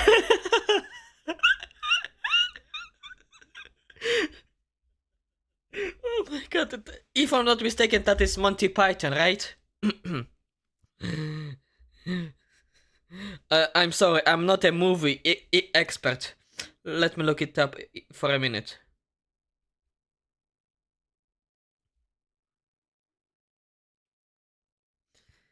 Yeah, it does look like a Monty Python movie. You think Dayton looked at his buddy and said, "Just a flesh wound"? You think when the inmates pass him around the shower stalls, they're gonna call it hot potato? Speaking of prison, I think this is what he's gonna end up looking like. Do you think they're gonna turn him into a real-life fidget spinner? Here's another one. When everyone says you can't murder or play cornhole without arms and legs. And I took that personally. And I took that personally. It's moments like this that actually give me a little bit of a better insight on cartoons, because I'm pretty sure that this is exactly how the Powerpuff Girls would have fired a firearm. So true. Well, that's all I've got for you today. Best way to support the channel is get yourself a shirt. E4 Mafia, one of my favorites. Maybe this old crack house. Cheapest way to support the channel is leave a comment. Please write as many jokes as you can in the comments. Oh my god, I'm going to read so many. So much dark humor. Oh my god, I need to get my throat ready. Oh my god, I want to see all the jokes about this guy. Please, you've got to have more than I do. I mean, Handy Capable. I was really proud of putting the cat in Handy Capable. I'm sure you'll come up with it. Handy Capable. Oh my god, he is very handy capable, let's be honest. By the way, I've got a new podcast. If you enjoy hearing my melodious voice, join me and my buddy Joe as we talk about the world on the Overserved podcast. Okay? Damn. See you next time, weirdos. I will have to listen to it. Oh my god. Okay, let's read the comments and the jokes. Dispatch, the suspect is unarmed and dangerous. Bailiff, swear to tell the truth, the whole truth, and nothing but the truth. Now, this is a shooting for Brendan Herrera to reenact.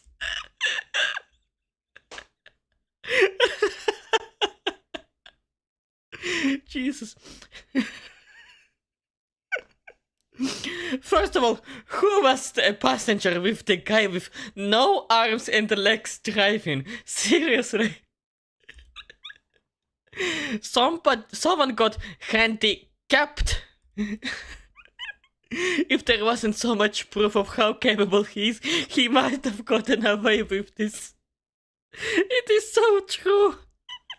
When asked why the suspect shot his friend, he replied, "I can't put my finger on it."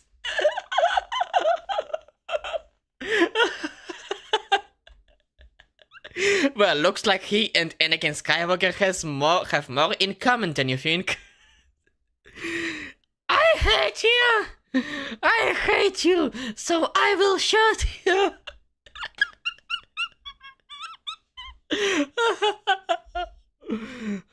Quadruple amputee shooting leaves the public stumped. The gun didn't have a hair trigger, it had a knob trigger. This reads like an Onion article. Plot twist, his friend was blind and never saw it coming. Hopefully he doesn't get a slap on the knob, I mean wrist.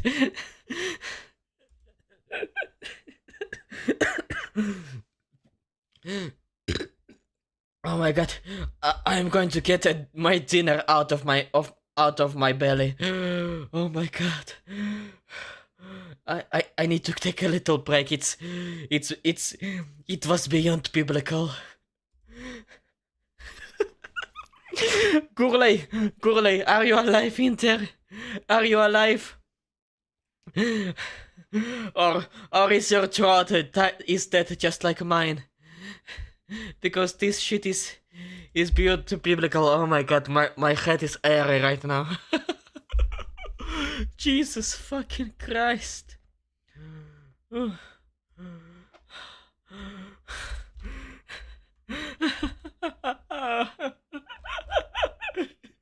No, you're dead. I'm dead. I get you, sis. It's I need to go and breathe. Give me a second. Jesus.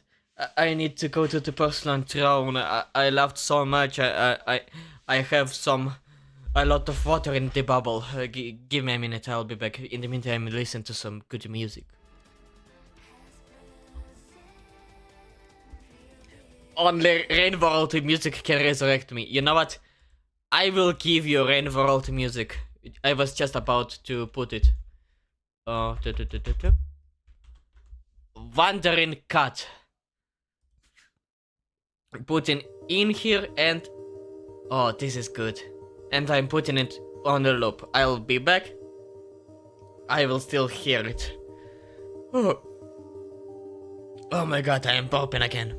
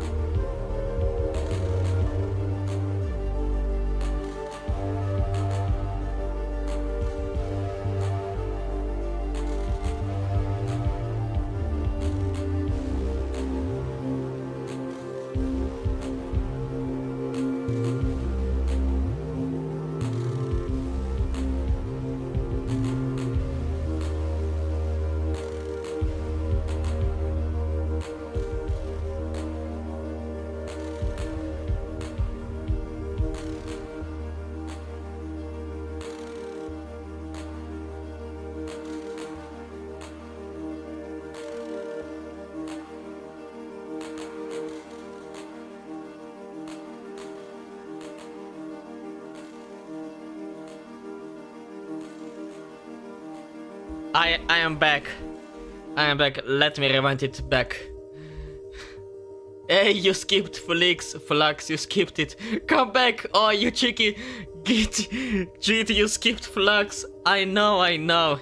I needed to go to the porcelain throne for a minute. Now let me listen to it. It sounds very good, by the way.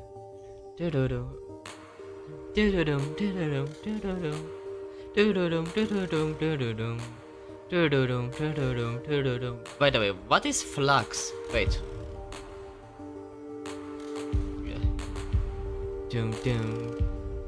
Ah, Flux as in a soundtrack. Okay, got it.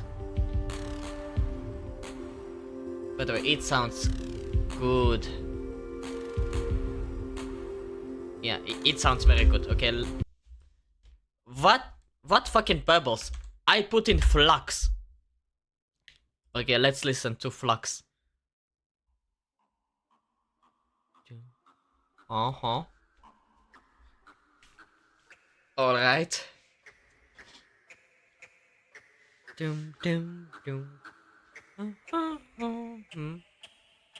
Sounds pretty good. Oh, I need to calm down for a minute. Yay! Yeah. My throat is in a little bit of pain right now after such hysterical laughing. It's so ridiculous. Just when you think the world cannot get any weirder, just the world brings you a quadruple amputee shooting his body while with no arms or fingers while driving a car. It just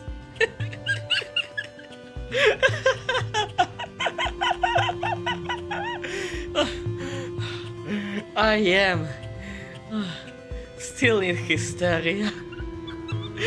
Oh my god, this is probably the most hysterical stream I ever had so far on this channel. And it's all thanks to 2 absolutely ridiculous consecutive videos.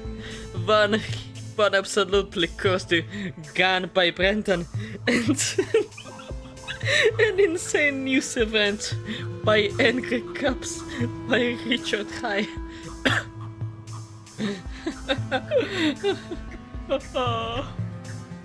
Oh my god. And I did not even get to Hellsing Abridged yet. To the 5th episode. Like, there is more to go.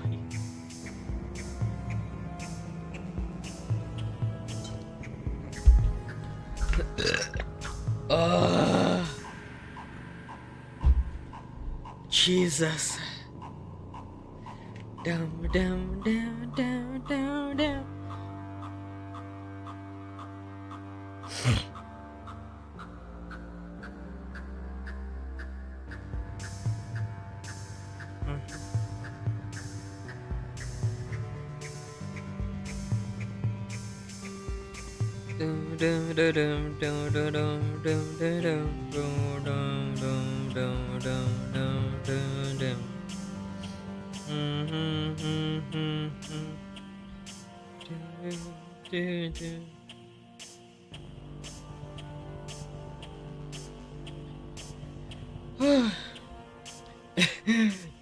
Nice burp, dude. Thank you. I achieved this absolute burp after drinking an entire jug of water. Don't worry though, it's only 1 liter in a jug. It's not really a jug, it's a 1 liter thermos. So yeah, I'm correcting myself. Okay, after such blissful musing and me finally calming down, let's go and watch some fucking American history from World War II, I believe. By Nick the Fat Electrician. I love water. Yes, water. As a certain cat girl from a certain Nintendo game said, "Water." Yeah, okay. Nick the Fat Electrician. The only top secret Medal of Honor. Hiroshi Hershey Miyamura. Top secret. They concealed his award to protect him. I believe we are talking about a Japanese Medal of Honor recipient. Okay, full stop. And then Aquaphobia, right? You're fully right, girlie. Hello, hello there, Dark. Oh, we are losing our mind in here. I am back. Yeah, I see you are back. Let's watch the video. This is my favorite song. Great. Let's watch the video. My tongue is dead. All right, we talked about the Nisei in World War II, the Japanese Americans that, despite being discriminated against and interned because of their Japanese ancestry, would go off and not only fight for America, but become the most decorated unit in American history. Let's see what some of the Nisei were up to during the Korean War. Excuse the fuck out of me? During the Korean War? An American of Japanese descent in the Korean War.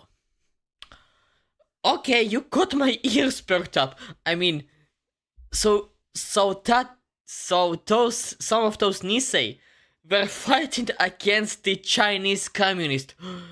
Oh my god, this is about to be beyond extreme. The anniversary is going to rock the community. The WoW anniversary, yeah, definitely. Like the 3.3 update. Or we will be eating good, hopefully. Okay, back to the video. Today we're talking about Hiroshi Miyamura, aka Hershey, World War II veteran, Korean War veteran, Medal of Honor recipient, and to the best of my knowledge and research, the only man whose Medal of Honor was ever classified as top secret. And we're gonna— What? Top secret Medal of Honor? What the hell has he done to get a Medal of Honor in top secret? Like, even Roy Benavides did not get that luxury. We're gonna get into why right after a word from our sponsor. This video is brought to you by Element. Okay, look, you know what Element is. I know what Element is. They've been sponsoring like every other video for a year now. It's hydration mix. Doesn't have a bunch of bullshit in it. There's no sugar. There's no artificial dyes. It's just salt, magnesium, potassium, some natural flavoring, and a little bit of sweetener. That's it. You can get the sticks if you want to take them anywhere, or they have cans if you like carbonation. Okay, that's it. That's the whole pitch. Do you want not headaches and clear pee? Drink Element. Okay, the end. Contractually speaking, this ad has to be longer, so I have to keep going. Okay, so I'm gonna go ahead and tell you a story. Once upon a time, my wife complained about having headaches for, I don't know, like 15 years straight. About a month ago, I convinced her to start drinking an Element every single morning, and I haven't heard her bitch about having a headache in the past 3 weeks. Also, Hyuki just entered the Glacial Road, finally. Yeah, finally. Finally, I will get a Glacial unit in WoW. I missed my chance with Carlotta, sadly, so I will get my Hyuki. Without a doubt, this is a must-have. I think the blue hair would be Havoc. You talk about Lucilla? Or who? It's been fantastic. So if you want to give Element a try, I'll have a link down below. When you use my link, you're going to get a free sample pack with your order. Now, back to the video. Hershey. Our story begins October 6, 1925, when Hiroshi Miyamura is born in Gallup, New Mexico. He is one of 7 kids. He's the oldest son. He's got 2 brothers and 4 sisters. His parents had migrated to America from Japan because his father, who was from a very wealthy, upstanding family, decided that he was going to get married for love and not status, and married a woman that was beneath his class, and it caused a huge rift in the family, so they... And it caused a rift so huge that my camera just died. Yeah, the new blue hair... I have no idea who is that. I can't remember her name. Well, I sure as hell don't know that there's a blue-haired character now in the game, and Jesus fucking Christ, give me a minute.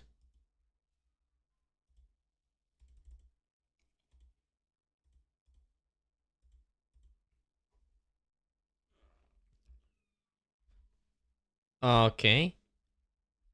Okay, I am back up. Nice. it's nice to know. Back to the reaction. They moved to America. They came here with nothing. They worked their asses off, eventually got enough money to start their restaurant. They had 7 kids. They embraced being American, and they raised their kids with the same values. Growing up, Hershey had a pretty normal childhood. The only real thing he ever struggled with was not a lot of people could pronounce his name, Hiroshi Miyamura. So in 6th grade, his teacher, who just legitimately could not bring herself to say the word Hiroshi for some reason, just started calling him Hershey, and the nickname stuck. Hershey, yeah, makes sense. Also, 4.0 is apparently no filtration with the Cyberpunk collab. Nice. Wait, isn't Cyberpunk is now supposed to be in like late 3.0 or whatever? Anyway, we are getting distracted. Back to the video. Timothy. Present. Thank you. Wait, what? And the nickname stuck. Timothy. Present. Thank you. The other problem he had was he was kind of a runt. He was a small kid. He always wanted to play football, but he was so small the coaches wouldn't even let him play. So he went off and did well in track and boxing. So things are going great. His family migrated here from Japan. They started a business. They worked their asses off. They're raising successful kids. They're achieving the American dream. But then when he's in high school, Japan attacks Pearl Harbor. And then pretty much immediately FDR steps in or wheels in and issues Executive Order 9066. If you don't know, FDR has been paralyzed from the back. He always was in a wheelchair. Execute Order 66. Which, if you don't know, is basically the American government steps in and tells all of the Japanese Americans, hey, you're going to have to go live in an internment camp for all of World War II. If you have a job, you got to quit. If you have a business, you have to abandon it, lose your house, lose your entire life, go sit inside of a military internment camp. So it's kind of looking like that's what's I bet that sucked so much for a little Japanese kid. It's just terrible. going to happen to Hershey and his family. They're going to lose the restaurant. They're going to have to go live in an internment camp. Life is going to suck. But then Gallup, New Mexico had their city council and their mayor write a letter and send it to Congress and the president demanding that they not intern their Japanese citizens because those are Americans, and it actually worked. So despite Yes! Nice. I think Kalchar is getting a rework and he will have a unique weapon and stuff. Rumors say that Dungeon is getting promoted to start at 5-star and Kalchar will become unique 5-star. That's great, but did I ask to know that?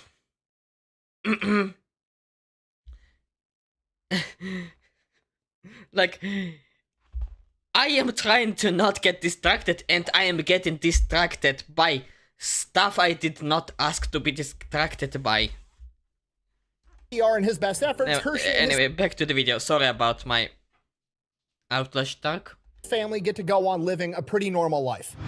Buh! You always badmouth FDR. He's one of the greatest presidents in American history. Buh!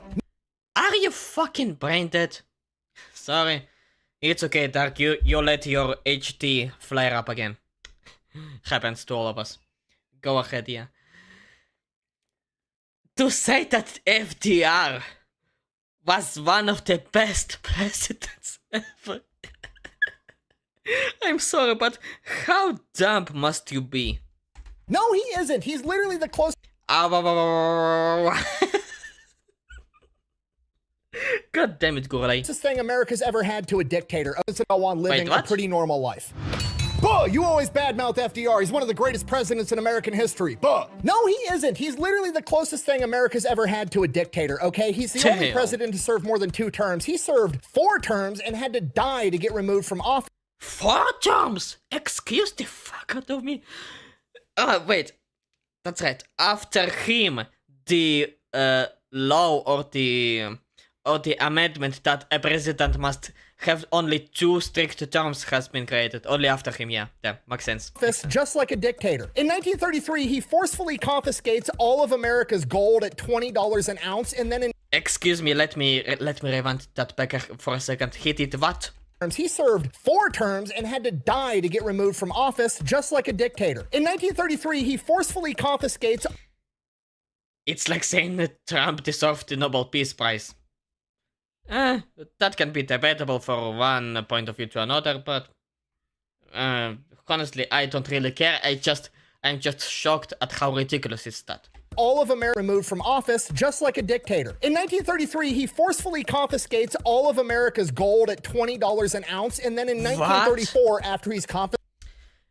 And apparently he also confiscated the connection of my web camera. What the hell is happening to that thing now?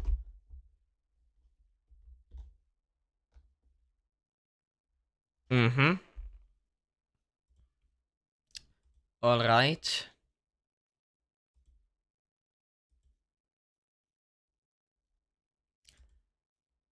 Okay, it's back on again now.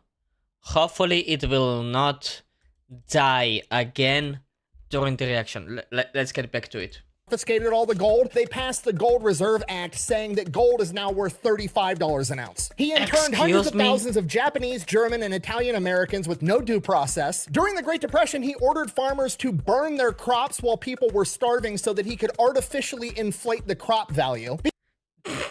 Jesus. The webcam is working for Big Brother. Jesus Christ. Big Brother is hijacking your stream. It's trying to turn off my web camera, so you will not see my head turning around left and right. Fucking dickhead. Because, you know, that's good for the economy. Who cares if people are starving? And then when the Supreme Court stepped in and said that that was unconstitutional, he turned around and threatened to pack the Supreme Court if they didn't pass his policies. He created Social Security, which, unpopular opinion, is a giant fucking Ponzi scheme. He created the NFA because he doesn't like the Second Amendment. And then somehow he gets credited for ending the Great Depression when most economists and historians all unanimously agree that he started the Great Depression, basically, right? That his policies prolonged the Great Depression, and it was World War II that pulled us out. So no, I don't... Big Brother, more like big bitch. Good one, Gurley. Like FDR, I have my reasons. Quit interrupting my story. Wow, dodged a bullet there, huh? Not yet, MacArthur. Your time will come too. Where were we? Yeah, we got sidetracked apparently in the video. Again. Anyways, Hershey goes on, graduates high school, and immediately tries to enlist in the United States military because that's what everybody's doing. He's an American. He wants to go off and fight for his country just like everybody else. So that's what he does. In 1942, he goes off and... Even after getting fucked over by the government, he still wants to fight for America. Even as a teenager, this guy is a bigger person than all of us combined, let's be honest. Tries to enlist in the United States military, and they inform him that he is classified as 4C, which means he is an enemy alien and he is not allowed to serve in the United States. For God's sake, he's not Japanese, he is American, you idiots. States military. So that kind of sucks, but then, like a year later, he receives a draft notice. What Hershey didn't know is while he was being classified as an enemy alien, the United States Army was working on propping up the 442nd Infantry, which was a segregated unit that was almost exclusively made for the Japanese Americans that had been born in America, also known as the Nisei. I did a whole video on it, but if you haven't seen it, basically these guys would go on to prove not only are they 100% Americans, they're some of the biggest badasses to ever walk the face of the earth because they went on to be one of, if not the most decorated combat units in American history. I watched Nick's video on the 442nd Division. It's a shame I did not preserve that for a stream. God damn it, those Japanese Americans are absolute badasses. God, they are just... Words are not enough to describe how much of a heroes they are. It just... I have no words. And now that that's up and running, they could use him. So Hershey officially gets inducted into the United States Army on January 13th, 1944. He goes off, does basic training in Florida. He is then sent to Camp Shelby in Mississippi for advanced infantry training. After that, they're getting ready to go to... Oh my god, what happened, Gurley? Jesus, you're scaring me. War, he's kind of excited. They pull him into a room, they interrogate him, trying to make sure, you know, one last check to make sure he's not a spy or a traitor of some kind. During that interrogation, he said, and I quote, "I don't consider myself a Japanese from Japan. I classify myself as an American from New Mexico." Then, as everybody else said, he just graduated infantry. There's a dead mosquito in my linguine. What the hell is a linguine? Linguine. Oh!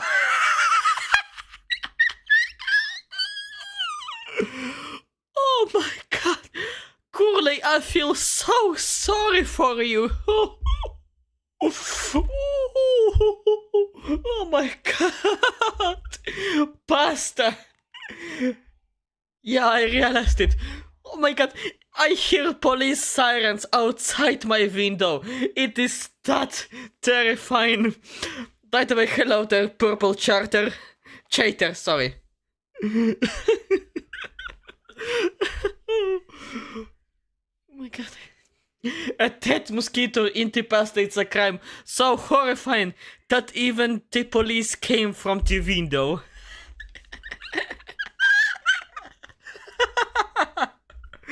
Okay, back to the video. School with is... Oh, he meant his Lundgren. Her. That is Emma Gurley. That's a lady, that's a lass. That is a madam. Remember that, purple? Getting sent off to their units, he and like 5 other dudes get pulled off to the side and are informed that they are all 18 or 17 and you have to be 19 to go overseas. They don't get to go yet. So instead, they send him off to more training. He goes to 13 weeks of heavy weapons training where he gets to become a machine gunner, which is the perfect role for him. Okay, small guy, I know, like... The small guy. Oh yeah, you're a small guy. You went to all of our training sessions. Or training, whatever the fuck. Yeah, carry the heavy-ass gun. Great idea. The common consensus is you're always picturing the machine gunner as like the big jacked corn-fed guy from Nebraska. Almost never is that guy the machine gunner. Okay, Really? that's the dude kicking the door. The machine gunner every single time is like the 6'2", 110-pound white guy with the birth control glasses that's constantly ripping cigarettes, or it's the small nerdy guy every single time. So Hershey goes, graduates heavy weapons school. Now he's 19 years old. They're getting ready to send him over to Europe, and then he goes through his physical, and the doctor's like, "You have a hernia." And he's like, What? "I don't even know what that is. Didn't know I had one. I'm fine. Send me." And the doctor's like, "No, you have to go get it fixed." So he goes, gets his hernia fixed with surgery, takes months to recover. Okay, now he's good. He's ready to go. He gets on the boat. They send him over to Europe. He gets 5 days out from landing in Europe, and the entire ship is informed that Hitler has just surrendered. He died. Immediately, the Great. Didn't even get to go to war, just didn't get to have all the fun. The 6-foot one is always the case if you're playing a Team Fortress 2. I'm pretty sure Heavy is like 7 or 8 feet tall, isn't he?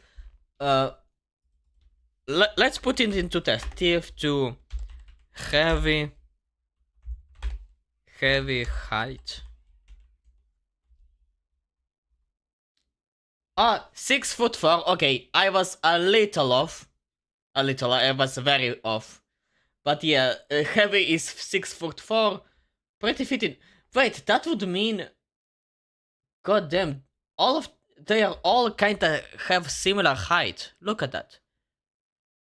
How the fuck did I never even notice? Like, the smallest one is the engineer at 5'6",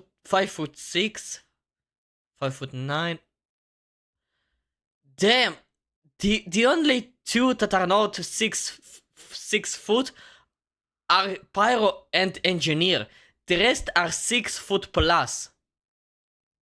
Holy Jesus. I never expected that to happen in my life. I think he is 6 foot, I knew it. Yeah, you knew it a little bit. Probably. Anyway. Back to the video. The rumor goes around that this ship's going to whip a U-turn and they're going to head off to the Pacific, but that never actually happens. They go into Europe. He then spends a period of time basically doing guard duty at German POW camps. Then he gets orders, pack your shit up. We're sending you to the Pacific. He's like, sweet, okay. Starts packing his stuff up, starts getting ready, takes a couple of days, and then they cancel the orders because Japan also just surrendered. Oh, come on. That's just great. And that's it. Have you ever played Sky Children of the Night? No, I never did. It's gonna be a while before I trust Lin Juin again. Sky mentioned. Wait, Sky Children of Light. Let me see, what is that?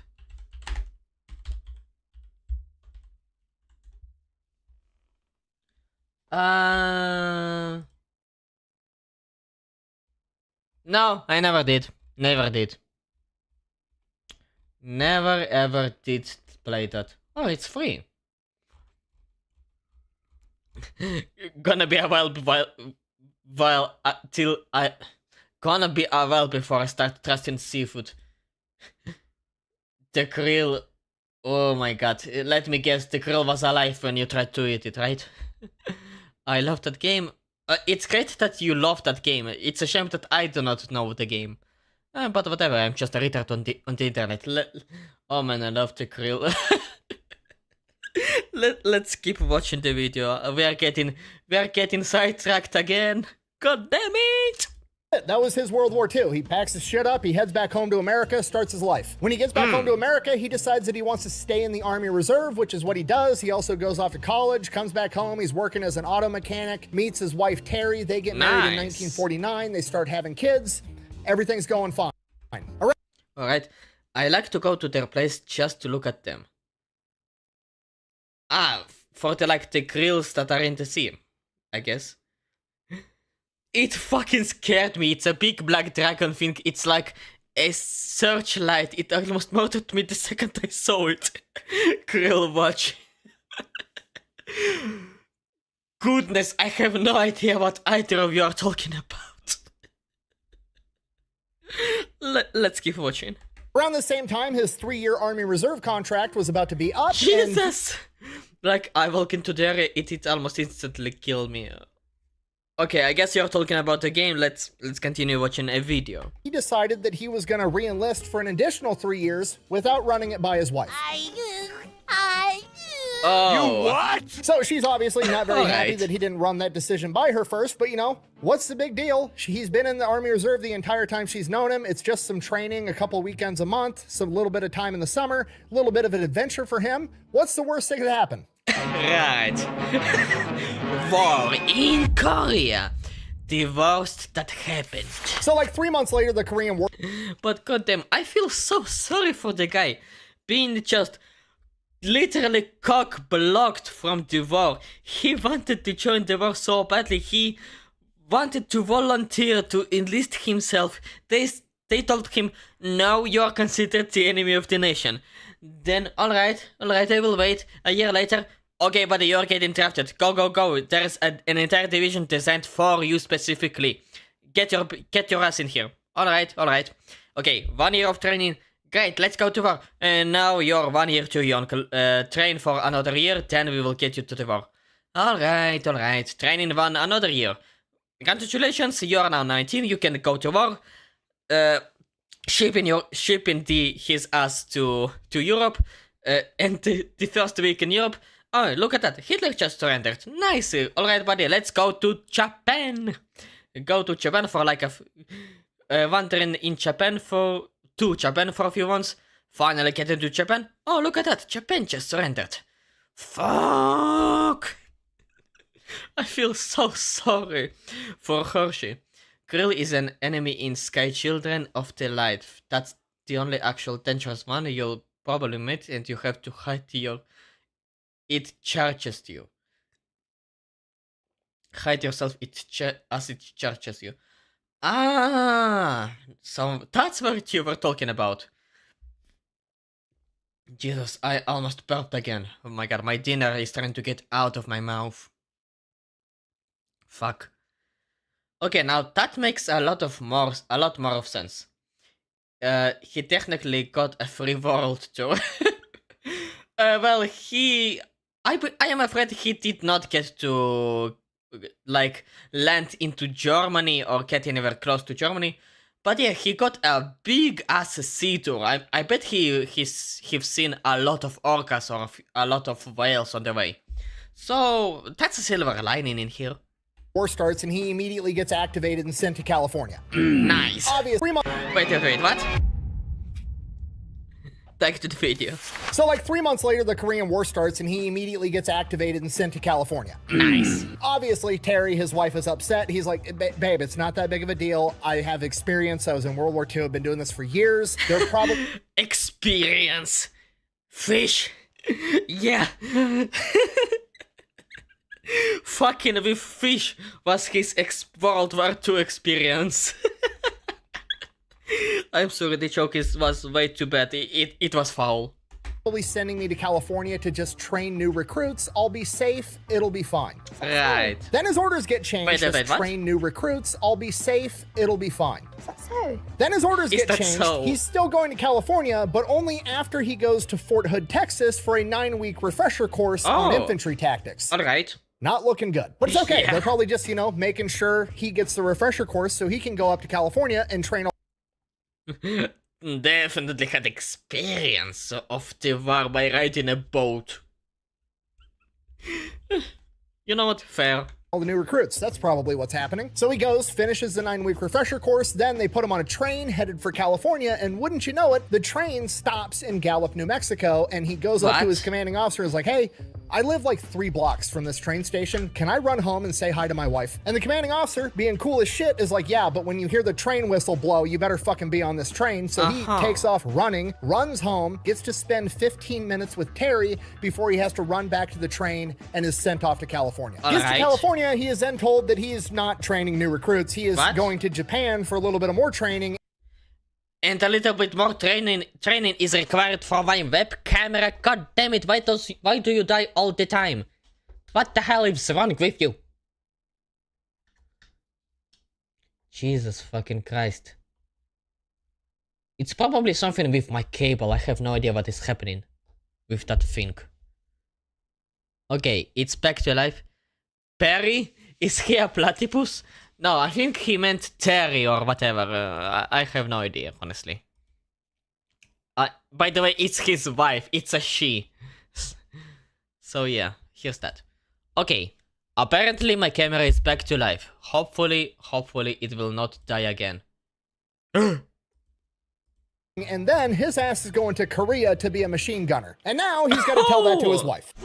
So he gets attached to the 3rd Infantry, gets shipped off to Japan. He's training with his unit. And while he's there, he meets another machine gun section leader, a sergeant by the name of Joe Anello, and they become best friends. They finish up training, they get shipped off to Korea, and they go straight into combat. First time Hershey sees combat, he's ordered to take his machine gun section up onto a ridge that's overlooking the Yalu River. Once he gets up, they're ordered to dig in and hold that line as long as they possibly can. It's 18 guys, Hershey included, and they are dug in on this ridge overlooking this river, and across the river he can just see hundreds of enemy tents. This is their whole staging area, and this river is where they gotta try to hold this line. That night at midnight, they hear a bunch of bugle calls going off and what he describes as trash can lids being smacked together before hundreds of wet commies just come storming up this ridge.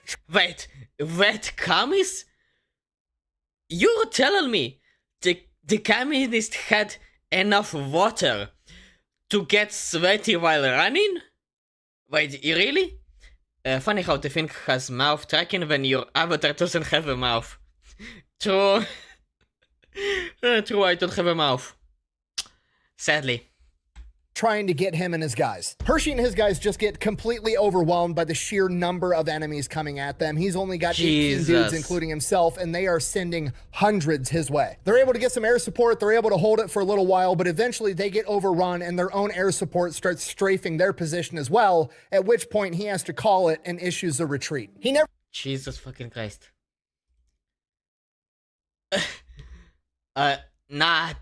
Nah, they pulled out the Bible method of banking pans and blowing holes to scare the enemy.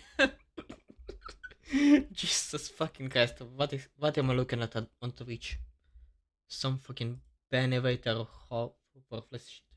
Never mind. Let's get back to the video. Never did get to find out why they started strafing his position, whether they thought he was completely overrun, because he definitely didn't call for them to attack his position, but whatever. One thing's for sure, this is a giant clusterfuck. Him and his guys make a clean getaway. From here, they are told to get on a ship, and they're being sent to a port at a place called Hungnam in North Korea. Hershey doesn't realize this yet, but him and his guys are being brought in to support the Marines that are fighting at the Chosin Reservoir, which I've also done an entire video on. Okay, super abbreviated version of what's going on. I did not finish watching that video, I believe.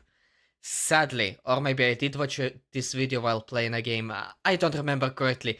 Anyway, my memory of that video is fuzzy as fuck, so please recap. Going on, General MacArthur tells the Marines to penetrate way farther north than they should. They get within 40 miles of the Chinese border. The Chinese sends like 200,000 soldiers south to attack the Marines. 200,000? Excuse the fuck out of me. They get surrounded, they have to fight their way out, and the only way they're gonna get out with their lives is if they can make it to the port at Hungnam so they can get evacuated, and Hershey is going there to support that. That's exactly what happens. Hershey and the 3rd Infantry show up, they set up a perimeter around Hungnam, they get the Marines in there, they get the Marines loaded on ships, they get the civilians loaded on ships, everybody's crammed in there like sardines. Hershey and his guys board one of the last ships out, and then they blow up the entire city on their way out to deprive the enemy of nice things.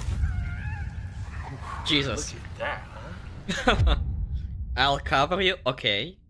From here, they're shipped back down south, they get off the ship, then they are ordered to go and basically invade North Korea again, and he spends about a month fighting further and further into North Korea. By mid-April 1951, the Chinese and the North Koreans have launched their spring offensive. They're going to throw everything they have at the American lines, and Hershey and his guys are ordered to fall back to the Imjin River. They cross the river, headed back south, then they're ordered to hold the ridge there with the river as long as they can. Hershey's in charge of a 13-man machine gun squad and is given 4 extra riflemen for a total of 17 guys. He's got his section that he's holding, and his buddy Joe Anello is holding his machine gun section off to the right, and it's just the entire American forces standing in a line with machine guns trying to hold it as long as they can. That's the strategy. So they go there, they get dug in, they build trenches, they build fortifications. Hershey has his guys go down by the river and set up tripwires and flares that'll set off if the enemy starts coming their direction. And then they just wait. And for a couple of days, nothing really happens. They're just up there on this cliff face, hanging out in a trench, freezing their ass off the entire time. But then, around midnight on April 24th, 1951, he hears it again. Bugles, trash can lids, yelling, and he's like, fucking here we go. A couple of minutes after that, the Chinese hit the trip flares, light up the battlefield, and Hershey issues the order to light them up. And within a couple of minutes, his machine gunner looks at Hershey and says, it's too hot here, I'm gonna leave. And Hershey's like, what the fuck? Excuse the fuck, you're gonna leave? Buddy, you're not going to leave, you're going to die right now if you leave. What the hell are you talking about? Get up, get on that machine gun and fucking light them up. It's a fucking order. And the dude just leaves. He abandons his post. So Hershey mans the gun himself by himself, which is a 2-man job. He then proceeds to engage this enemy wave by himself with his machine gun until the gun jams because he doesn't have an assistant gunner helping him feed ammo when it's midnight and he can't see shit. He's looking at this machine gun nest. There's 10 guys left running right at him. He's not going to be able to unjam this gun in time, so he grabs his M1 with his bayonet, leaves the machine gun nest, and engages 10 enemies by himself. And proceeds to kill all 10 of them in close quarters combat with his rifle and bayonet. He then 1 to 10 and he still won in close combat. Jesus. With a lull in the battle, runs to his second machine gun position. When he gets there, the machine gunner's fucking gone and there's some riflemen there holding the position. He looks at the riflemen and is like, where the fuck is the gunner? And they're like, I don't know.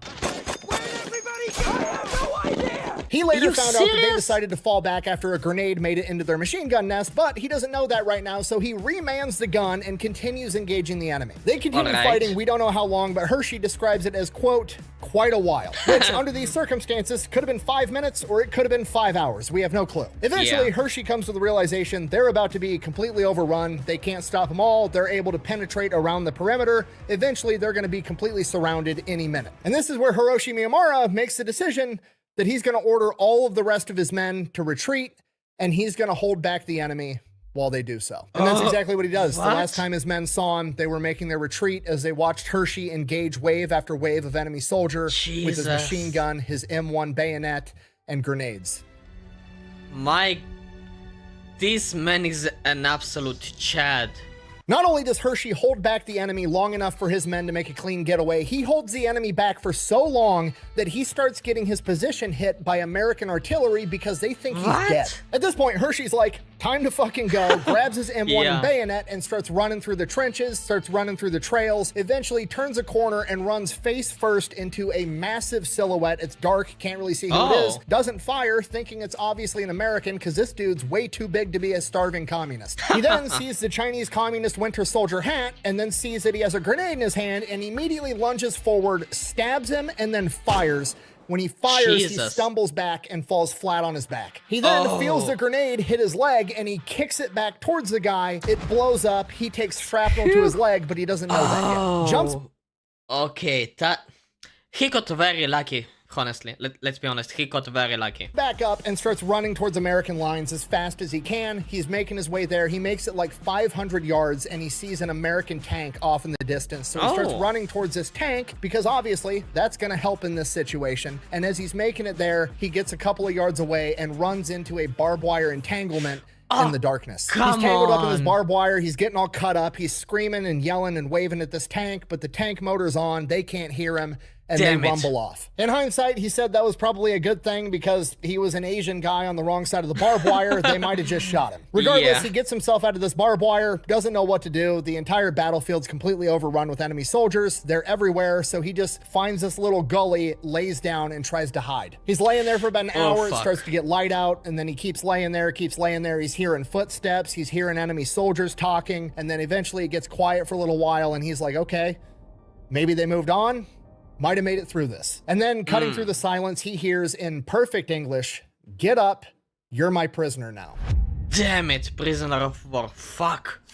So he quits playing dead, he turns around, he looks, it's a Chinese officer that's somehow speaking perfect English, but he follows his commands, he turns over his weapon, and then they start marching him to God knows where. He's definitely feeling his leg wound now, he's limping. They march him back to his old position, and there is like 40 to 50 dead enemies laying on the field where he made his last stand. They keep marching. They go past his original position. There's more dead guys. We would later find out that it was confirmed by Allied forces that had retaken this area, and he was officially credited with killing over 40 enemies, 10 of which was in hand-to-hand combat with M1 Grand and bayonet. Yeah. Over 40 enemies, 10 of which was in hand-to-hand combat with M1 Grand and bayonet. Yeah, I stabbed a man in the heart. I saw that. Jesus. I'm getting pudding. Good for you, Gurley. Good for you. Apparently, we are getting here dozens of dead enemies, 10 of them by bayonet. Jesus. Brick killed a guy. They keep going past those positions. They keep marching him further and further into enemy territory when they finally link up with another unit and they throw him in with 8 other POWs that are Americans, and everybody's wounded. And in that group with 8 other POWs, wouldn't you know it, one of them is Joe Anello, and he is jacked up. He's been shot in the legs. He's been hit with a grenade. He is not doing good. He can't even walk on his own. Hershey, even though he's also jacked up, starts giving first aid to all the other men the best he can with what little he has. And then after a while, the interpreter, the Chinese guy that for some reason speaks perfect English, comes back up and says, hey, here's the deal. We don't have enough prisoners to send you guys back to an actual POW camp yet, so you're just going to follow our infantry until we capture more prisoners. And then once we have... Wait a second, Wait a second. You're telling me there's a thing called prisoner of war quota that you're required to get in order to send them to a POW camp? Are you kidding? The concept itself, it's ridiculous. Are they triangular bayonet stab wounds? Impossible to stitch as Uncle Sam intended. Maybe, maybe not. It's a bayonet that was attached to an M1 Garand, so I don't know. I am not an American. I'm not an American expert in war, so ask this guy. This guy makes binders for his videos. He maybe know everything. Enough, we'll send you marching back to a POW camp in North Korea. So they do what they're told. It's the only thing they can do. They get up and they start following this enemy infantry battalion as they try to penetrate further into American territory. The problem is Joe Anello, his best friend, can't walk. So Hershey carries him for 10 miles. Obviously, carrying another grown man for 10 miles is a task in that of itself, but doing it with a leg wound you also have is virtually impossible. And like 10 miles, it's like 16 kilometers. It's a lot to walk in jacked up conditions. Oh, I can't even imagine the pain. As much as Hershey tries, he just can't manage to keep up with the rest of the formation. And then eventually the interpreter comes back and tells him, leave him where he's at or I'm going to shoot both of you. And before Hershey can even think to decide what he's going to do in this situation, is he going to try to fight and save his buddy against a whole infantry battalion? Is he going to leave him? Is he going to argue with him and wind up getting both of them shot? And before he can make a decision, Joe looks at Hershey and says, it's fine. Leave me. You did everything. Please don't. And Hershey is forced to leave his best friend to die. No. From here, Hershey is... Damn it. I wonder how a live stream of a sandwich has more watchers than this. Wait, seriously? Seriously, a live stream of a goddamn sandwich has more watchers than this? Wait. What sandwich are we talking about? Like, send me a link to it. I want to see this live stream. It's beyond ridiculous. In the rear following this enemy infantry unit as they conduct combat operations for 2 weeks straight until they gain enough POWs to transfer him to a different unit and have him shipped to a POW camp. Alex Smith's sandwich livestream.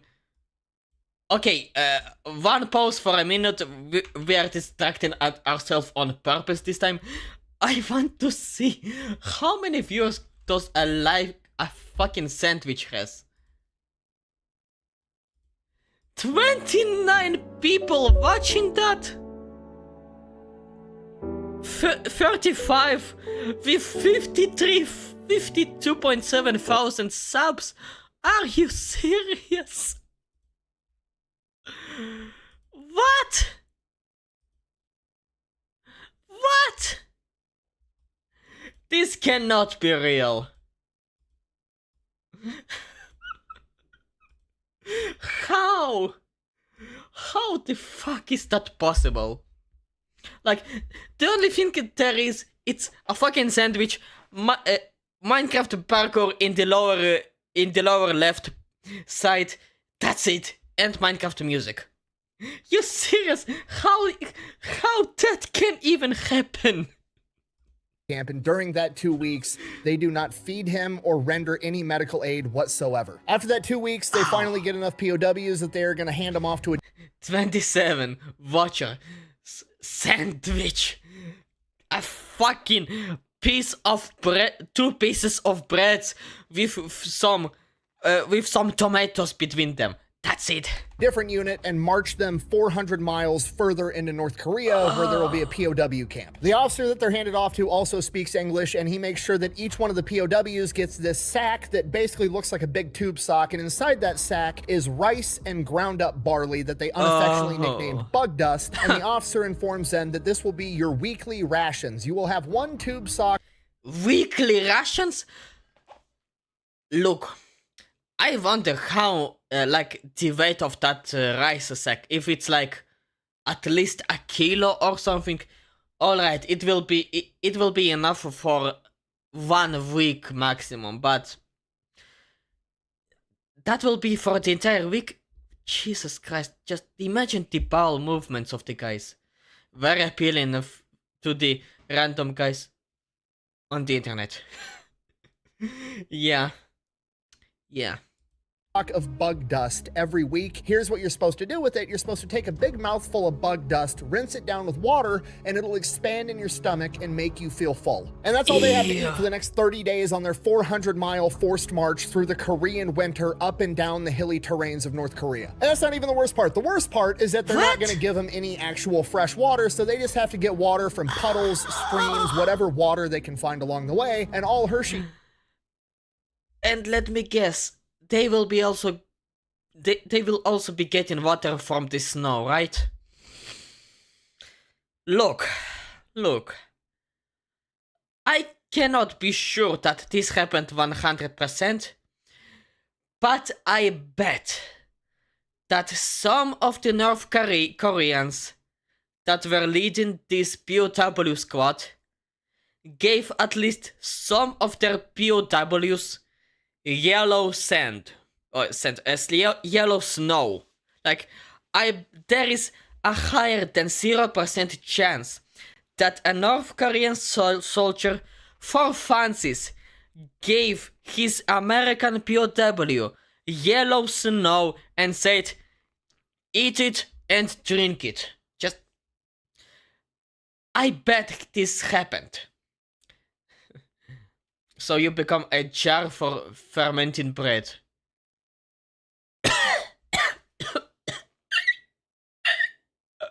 Jesus fucking Christ. You can think about is how he was told ad nauseum, whatever you do not just drink the water in North Korea, because in this part of the world, they use human feces for fertilizer, so you're effectively drinking human shit. You will...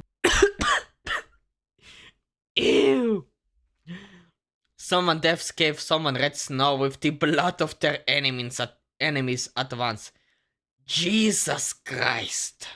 Get dysentery and you will probably die. But Hershey doesn't really have a lot of options, so that's what he does. After a month of forced marching eating bug dust, they make it to their POW camp, which is basically a small village in the middle of bumfuck nowhere, North Korea. And Hershey and 9 other POWs are assigned to a 9-foot by 10-foot hut where they're going to be living. Nothing in it, dirt floor, just 10 dudes in a 9-foot by 10-foot hut sleeping head to foot, shoulder to shoulder. Wait, 9 foot by 10 foot? It's like a little bit over 3-on-3 room. My fucking room that I am inside right now is a bit bigger than the hut that 10 guys were living in. Wait, North Korea? Yeah, they're in a bumfuck nowhere village in North Korea. As POWs. They are beyond fucked. I'm pretty sure that Hershey made it out alive, but it's a miracle that he made it out alive. Maybe he was the only survivor, who knows? The entire time. Around this Mine's like 1.5 times bigger. Jesus. Look, mine, I think we... wait, mine in width, it's probably like 2.5 meters. Wait, maybe my room it's like a very similar size to that. It's very tiny for 10 men. time, Hershey and pretty much everybody else has still not received any medical aid, and he becomes very aware that he's not gonna receive any medical aid, so he acquires salt and rubs that into his leg wounds to try to prevent it from getting infected. Luckily, that works, and then they just kind of get thrown into their POW life routine, and that routine is to wake up every morning. For breakfast, they get a cup, like a literal one measured cup of soy milk for their breakfast, and then they are force marched out to where there's a bunch of trees and forced to cut down trees for firewood. After they cut down enough firewood for the day, they're marched back, and then they have to sit there and listen to propaganda and brainwashing as the Koreans and Chinese guys force them to read communist pamphlets and material, and then force them to sit around in a group like it's an AA meeting and talk about how horrific capitalism is and how bad America is and how this is clearly the better way of life, which is a bold strategy when you have somebody sleeping in a hut with 10 other dudes head to foot, shoulder to shoulder, while you're actively starving them to death, being like, you see how much your way of life fucking sucks back where you had a house and a car and a wife and kids and food? Yeah, this is way better. The flavor. Yeah, tell that to fucking me, eh? Sodium for cauterizing a wound and it somehow worked. Look, miracles can happen once in a while, and thank God that a miracle happened this time. Okay? Of Caesar salad. Obviously, Hershey and pretty much everybody else just isn't buying it, but they have to sit there and nod and be like, yeah, no, definitely. This is awesome. Also, don't shoot me. And that... yeah, I'm pretty sure that's how all the leftists and modern communists are being treated right now. Just to be forced and saying all the absolutely fucked up shit they are saying on Twitter. And on on podiums and shit. Like, this is probably what's happening in a university right now. And thank God I did not get into a university yet. Is his daily life routine for the next 26 months straight. 2 fucking years he goes through this bullshit. And then one day, a bunch of trucks pull up to the POW camp and they're like, get your ass on the trucks. And they're like, okay. Well, this is it, and all he can think about is like World War we're about to die. II, like, you know, Nazi death trains, like they're sending him off to the kill camp. Game over. But I mean, really, what are you gonna do? You want to get shot here now, or you want to get shot at whatever the fuck they got going on at the other end of this truck? So he gets on the truck. They're on the truck for days and days, and then eventually the trucks drive them to a place called Punjang, also known. Wait, how Brits described American school? Agree with what they say and don't shoot me. Maybe you're talking about a school in somewhere California, probably. Because you will not see that happening in like San Antonio. Today is the Freedom Village, which is basically the dividing line between North and South Korea. The Korean War is over, and this is where the Americans and the North Koreans exchange prisoners. They get off the truck, they get handed off to the Americans take them, they get them a shower, scrub the shit out of them, trying to get all the lice and infection and nasty shit off of them. Thank fucking God. Give them food, medical attention, and then they get all the POWs into a barracks, and for the first time in 2 years, he gets to lay down on a bed. And as everybody's laying on these beds trying to come to grips with reality, that, you know, holy shit, I made it. This isn't a dream. I'm actually gonna make it back home to America. An officer walks in and calls Hiroshi Miyamura by name and tells him that the general wants to speak with him. At this point, Hershey's shit in his pants. He's thinking he's in trouble. Whatever happened with his men, whatever happened back on the hill 2 years ago, like, he's gonna get in trouble for it. Now he's gonna go to an American jail. At least it'll be better than a North Korean jail, but, you know, this still sucks. He's wearing pajamas and slippers because that's all the army gave him, and he walks into this general's office. Also worth mentioning,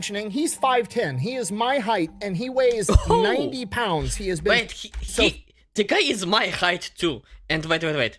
Even though actual American schools is people slurring at each other all day and fail in every class so they can play Five Nights at Epstein.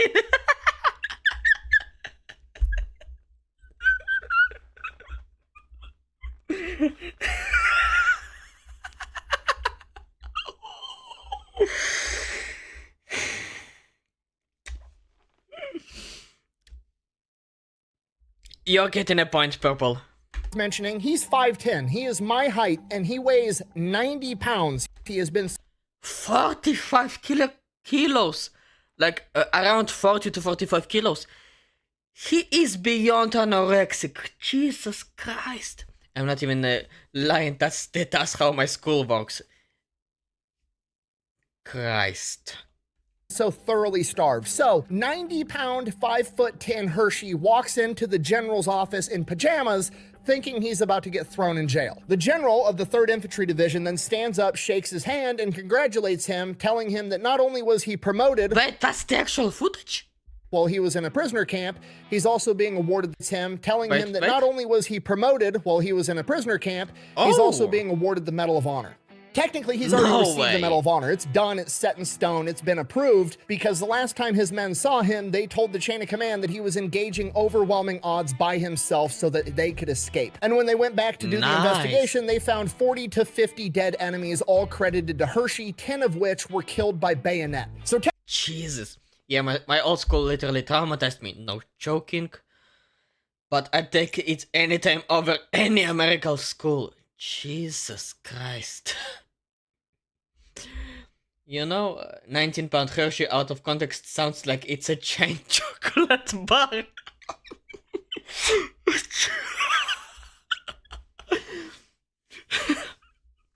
Fair. But damn. You know what?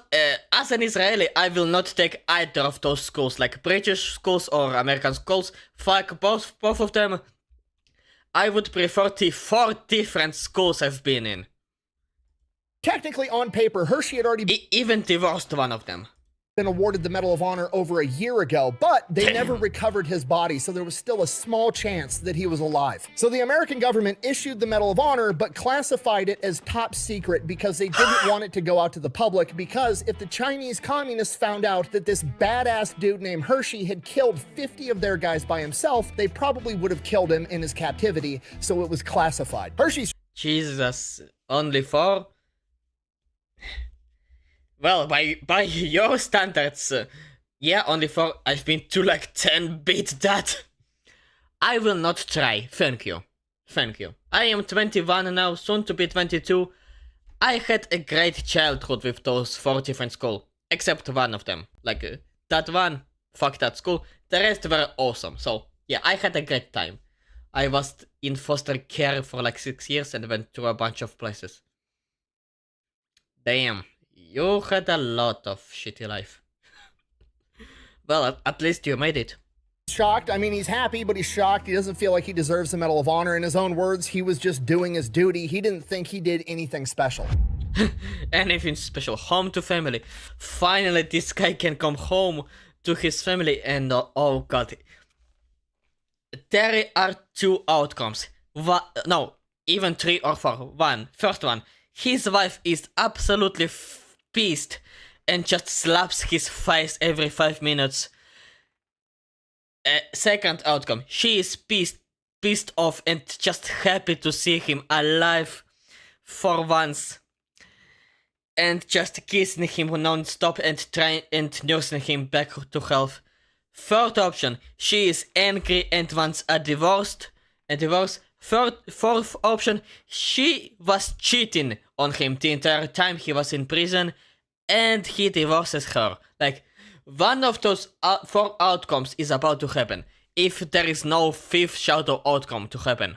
From here, his family's notified that he survived and he's going to make it home. He's then rushed back to America on a ship, and it is arranged for him to be the first one to walk down the gangplank of the ship to a crowd of cheering people and his family. He gets formally awarded the Medal of Honor by President Eisenhower. He goes back home to Gallup, New Mexico. They throw a parade. He's a local hero. He finds out that his own town, the same town that was awesome enough to demand the U.S. government not throw his family in an internment camp, also raised over $3,800 in the 1950s to give to him to help start his life back up after being in captivity for over 2 years. And that town is awesome. Just endless respect to those people. I never really cared, I just lived. And also I somehow only got sick once and I have never gotten sick again, so I guess traveling all around Tennessee, SC and C, and South Carolina,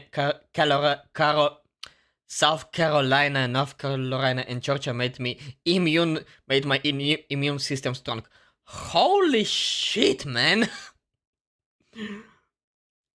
Damn, you're tough. You're tough, dude. You're tough.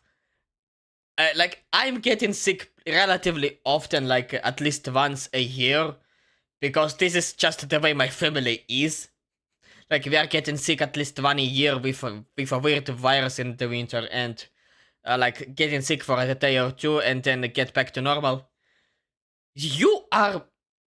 Man, you're just a man. Chad. Respect to you, boy. Boy. Why am I calling boy? You're a man, not a boy. And from here, he just gets to go back to a normal life. He applies for a job at the local army depot. They never get back to him, so he takes a job working at an auto parts store in Gallup, New Mexico. And that's it. He gets to live happily ever after. He's back with Terry. His dad's still around. They end up having 3 kids together. He's raising the kids. He's achieved the American dream, the same American dream that he fought for. But then something amazing happens because 5 years later, 7 years after he had been captured on the battlefield, he's at the auto parts store stocking a shelf, and he turns around and comes eye to eye with Joe Anello. And he turns paper white and just says, "No way, you're dead." And Joe says, "No, I'm not.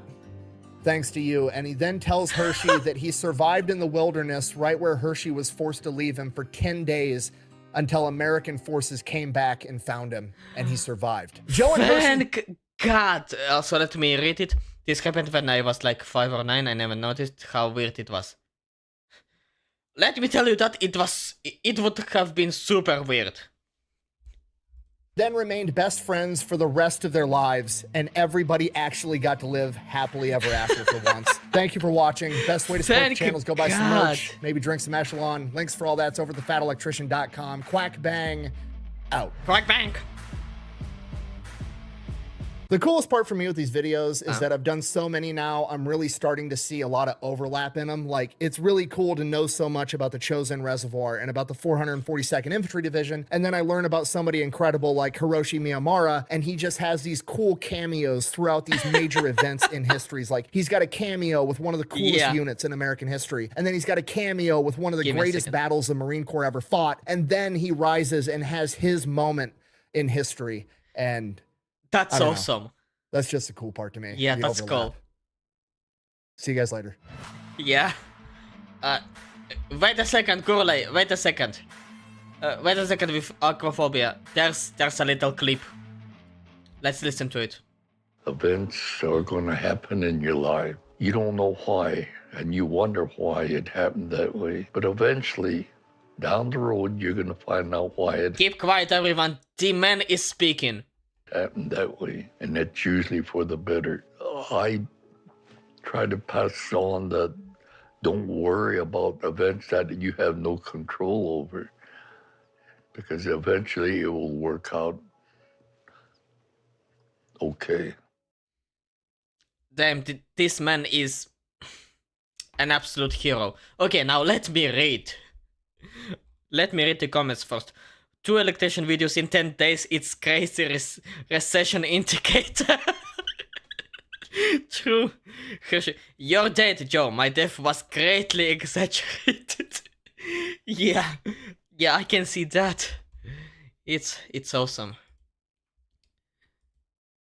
Okay, now time for me to read your messages. When he said his dad's still alive and they had 5 kids together, if there isn't proper punctuation, it sounds so weird. Yeah.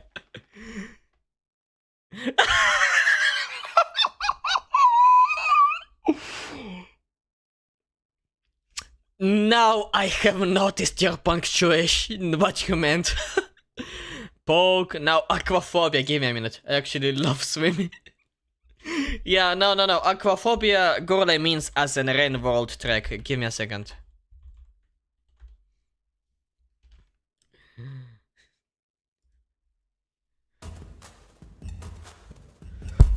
Oi, sorry about that.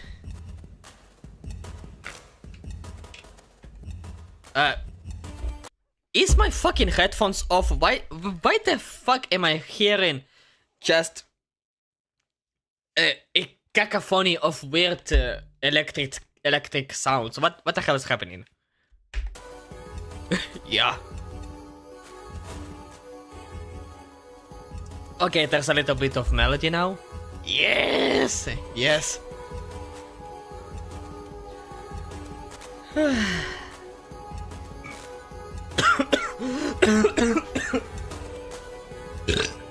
Jesus. Yes! I'm technically a criminal because I stole from a Walmart and I was so sad when I have kids, they will never be able to do that because of security measures. Hey, I'm with you in the same boat. Back when I was like, I don't know, 9 or 10, I used to steal bubblegums and Mentos from like this small supermarket that was next to my house, and from my gas station from their like storage room. Yeah, that happened. and one time when I went to the grocery store, the small one that was next to my house, the guys and I was buying a normal shit for my mom. I think it was milk. And the store said, "No stealing next time," and I realized he fucking knew, and ever since then I never stole ever again. Like, look, I am guilty of a crime. I am honest with you. It was like a Kinder Joy egg or something. Well, I did it a little bit more than that. But it's no more. Aquaphobia. Yeah. Forgot about it.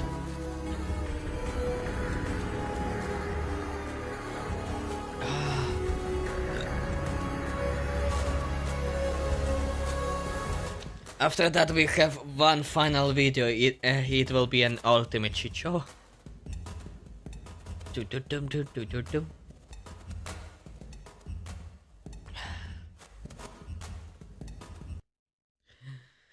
Oh, that was a pretty weird soundtrack, to be honest. Like, I don't know, these like random sounds that looks random but had a little bit of harmony. I don't know, I preferred more of a like noticeable melody. So yeah, not my taste, but it's alright. Alright, the last fucking video for today. Jesus Christ. Hellsing Abridged. We are now going into episode 6. We watched 1, 2, 3, 4 through 5, and now we are watching episode 6. I love this song so much, I wish it was longer. I am 50-50 on Aquaphobia. The taste may vary, so who knows. Now episode 6. Oh my god. Okay. By the way, I have to notice, the last reaction to Hellsing Abridged got fucking copyrighted, especially the segments from episode 4. I have no idea why. It was copyrighted by the original owner, not original, but the owner of the original Hellsing Ultimate IP. So yeah, listen to this song. Dinner is not over animation. It's kind of supposed to have suspense. Okay, it didn't let me post the link. Okay, later, a little bit later, after Hellsing Ultimate Abridged episode 6 by Team 4-Star. Oh boy, it's about to be a doozy, especially after the last few episodes. Let's watch. Hellsing Ultimate is owned by Kota Hirano and Studio Madhouse, and is licensed by Denion, Madman Entertainment, Manga Entertainment, and Funimation. Who is voicing? The official release. Oh, please, God. No! I'll worship your god! Oh! I think that was the last What one. a start! Good thing, too. I fear you're running out of bayonets. Care to Fair. correct yourself? Sorry, sir? Yes, Jack Stauber. What? You have bayonets for days. Bayonets for days. Father Anderson, I believe I speak for all of us when I ask, why did we go out of our way to save this, woman? I didn't want to assume. I was actually wondering that myself. Alucard would have left Maxwell to die. Probably after putting a bullet in his leg. I am a man of three things. Huh? God, virtue, and disobeying that trap Maxwell when it suits me. And if I'd let the woman die, I'd have been none of the three. Wait, so... What? You just defy your master's orders on a whim? Aye! Damn. Good. He sounds like the medic from TF2. Now that you mention it, I can kinda hear that. Which is weird because the medic is German. Fritz he's German. While Anderson in Abridged, he is Irish. Huh, interesting. God, it's strange to see this from the outside. Yeah. Huh. What a Lieutenant start. Soren Blitz, we are just outside the Hellsing perimeter. We shall maintain this position as we observe... No! What? All hands to battle stations. Oh god. We are disobeying orders now. Alright. I have been waiting for this war for over 50 years. I have been given weapons, men, and a target. Damn. I will not be cock-blocked to the point of entry, but a little blunt toad! I know. We will get what we have coming to us. Now, Captain, launch the V-Vans! Oh god. Wait. The V1s? Why would you use a V1? Wouldn't it be more effective to use a V2? For example. Oh wait. It's been like over 50 years since World War II. Couldn't you came up with I don't know, a V3 with a bigger payload? What the hell is wrong with you? Yes, ma'am. It doesn't even look like a V1 rocket. Wait. V1 flying bomb. Let's see. Okay, let's see. Ah, wait. Wait, no. It looks pretty similar. Okay. Sorry, my lack of knowledge on World War II is showing now. Surprisingly. It's weird that I did not know about this tech. Oh, and they have done it. Well, the V1s launched, and then they blew up. But not Nice. as they were supposed to. Like, way too soon. I can see that! Yeah. Why? Reports say it's sniper fire. Sniper fire, excuse me, but I don't think sniper fire looks like that. You are useless! Yeah, as an American, there's country, Australian, German, Scottish, Russian, and Indian accents. No other must just sound the same. Ah, I get you. Yeah, I can see that. Get me a fucking V1, is that an ultra kill ref?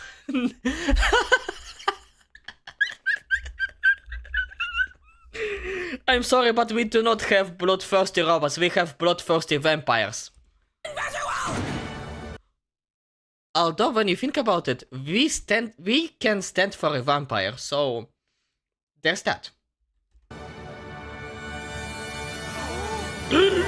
What is that? God fucking damn it! Nice. 24, my cher. You must be a band to clay pigeons everywhere. Actually, if you wouldn't mind, Mr. Bernadotte, my name is Ceres Victoria. How peculiar. Nice. I was under the impression by the rest of the staff that your name was Police Girl. Maybe. You know what? Fine, my share it is. Just pay attention for any possible incoming. So, my cher, tell me a little bit about yourself. That's not really the time. Come now, we know so little about one another. Let's Vampire, is that a Jojo ref? Because of Dio being a vampire? Wait. Dio was a vampire?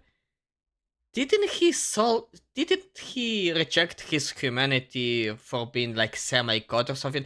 Look, I never watched Jojo. I will admit my sins, but didn't Dio was something else than a vampire? You know what? Now, I don't want to anger an anime mob. Let's continue. be honest. This may be the last chance we get to share. So, my cher, what was it like growing up in England? Oh. Stop squirting. I grew up in Leeds. Nothing happened. Nothing, hey? Yes, it was. How about you? Oh, in the French countryside, with my... Grand-père, is it true? Is it true what the children at school say? That you are mercenary? Oh. That you kill people? Oh, little peep. It is much more than killing people. It has many complicated facets. Really? I once helped topple a fascist South African government in a week. I Damn. mean, it was replaced by another in two, but I still got paid. Fair. My fellow school children, they don't bully me for it. Then beat them down for that. Quoi? How are you not the coolest kid in school? Who is it who dares to mock you? Is it that son of the butcher, Jean-Paul? Perhaps that little piggy shall find a grenade in his lunchbox, so when he opens it, Yeah. it pulls the pin. Please do not kill my friends. Jesus. Oh, mon cher petit fils. I'm not going to do it. Oh yeah, he's not going to do that, but the kid probably will. Oh god. He is a vampire, but it's a version made by the Mask. Still burns in day, but don't need to drink blood. They take others' essence or summon, and being one makes you weak to Hammond. I need you to understand that what you just written to me sounds like alien language for me. I'm sorry, deeply sorry. Also, I'm not an anime mob, I've only watched JoJo's, One Punch Man, and Pokemon. Bakugan, OG Bakugan, Pokemon, the entire Ash Ketchum saga, and Devil May Cry, the animated series. That's all that I've ever watched in my life. Oh, relax, it was a flashbang. A little bit of tinnitus never hurt anyone. Now, how about these Nazi fucks? Well, I've got a couple of grenades for him. They ain't flashbangs. Nice. And excuse me for a second. Well, I've got a couple of grenades for him. Yeah, I can see your grenades in here. Like a couple of very big, very good grenades. Damn. They ain't flashbangs though. Yeah, they're definitely not flashbangs. I've watched some of JJK. Huh, good for you. Senzel bang, just how I like it. Now, give them a proper Helsing welcome. So, a mountain of over-the-top violence, swearing, and unnecessary screaming? Exactement.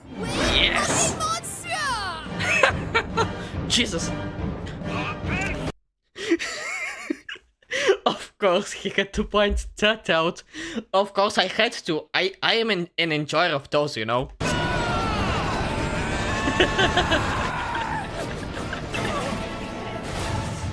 being shredded, Lieutenant! Tell me something now! Well, we just lost 2 engines. Jesus. Ma'am, we can't keep taking this kind of damage. We're going to crash. Then give Good. me ramming speed, Captain! Bind her to that bitch! Bitch, Lieutenant! That bitch with the The bitch that loves cannons. And a higher than 0% chance Alucard's letter cannon. Sorry about that. Alright, mon cher. How about you flash them the goods? Alright. Oh, damn.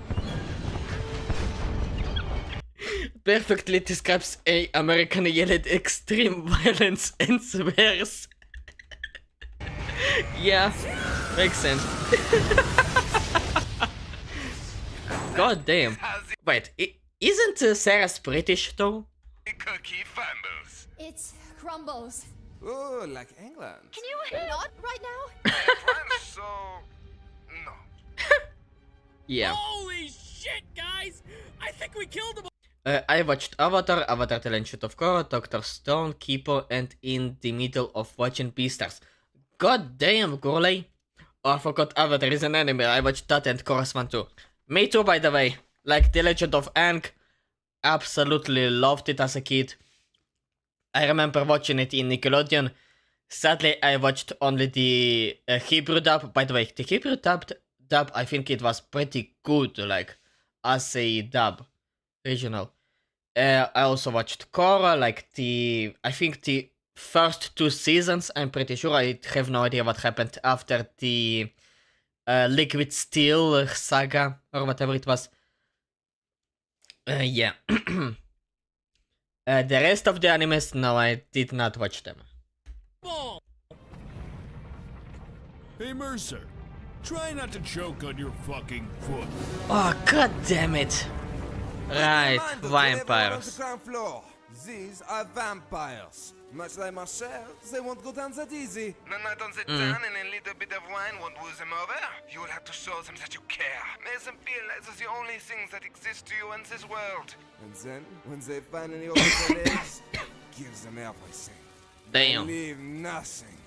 That's our head count. A lot. A lot, good answer. A good answer, good enough. And your orders are to slaughter them all! Oh damn. Should I hold my position, Mr. Bernadotte? Is that a fucking Naruto run? Oh my side. Already been on top. Now give us a turn. Jesus. Landmines. Kapow! Kapow! Kapow! Kapow! Kapow! Pow! Pow! Yeah, these vampires have the same strength as ones in JoJo's.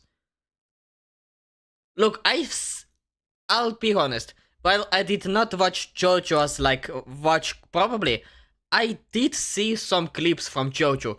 If you mean, like, they have the same strength as Dio from JoJo, like, when he just became a vampire, then I am fucking terrified right now. Planted landmine. Oh, they found the landmines. Oh my god, they planted landmines? We walk our dogs out there. Oh! After they come, nobody move an inch. We've head for Zorin. We'll pull back. And die.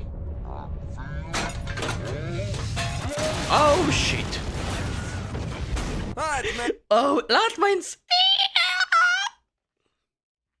Sorry, I cannot really scream in full force. And you know the drill. If it moves, it dies. If it dies, you move on. Nice. Keep those grenades coming. Wait a second, wait a second, wait a second. This thump. It dies. If it dies, you move on. I cannot be right 100%, but is that the fucking Mark 19? Like, wait a second. Does the UK has Mark 19 grenade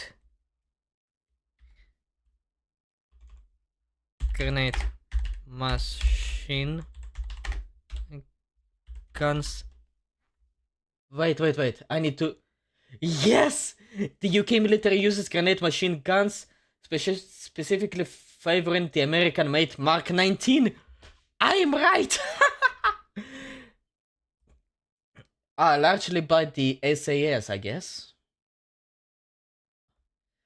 God damn, the British are based for it.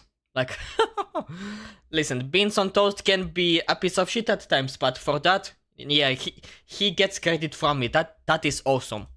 Keep those grenades coming, keep the bullets raining, and most importantly, have fun. I'm going to have a smoke.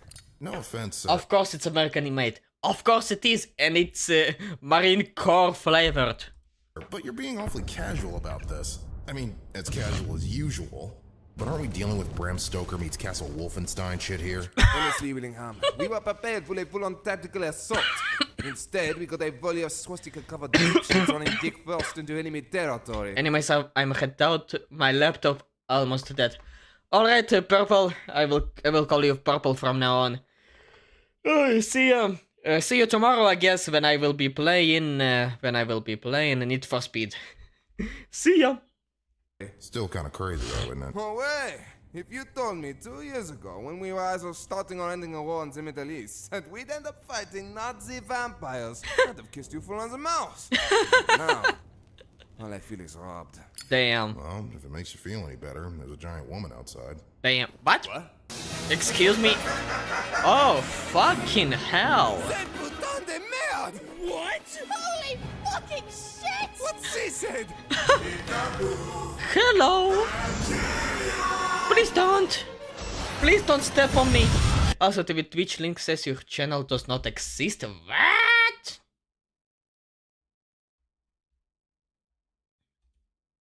What? Give me a moment. What the fuck?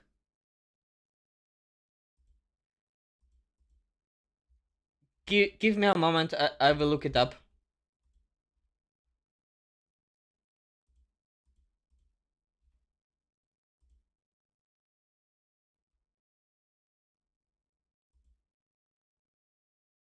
Oh, god damn it. I guess my Twitch link got updated. God damn it. I guess my mute this shit.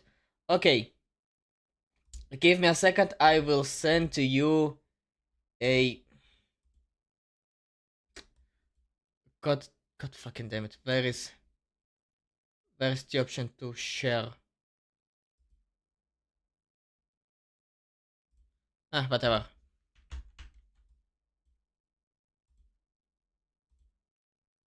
Give me a moment. Yeah, I gotta go soon. Wanna hear some of this cool tremolo? No is an option. No, I don't want right now. No. Thank you, no. Thank you, no. Thank you, no. Okay. Here is the actual Twitch link that should work. Yeah, it does work. Nice. Here you go. Jesus fucking Christ.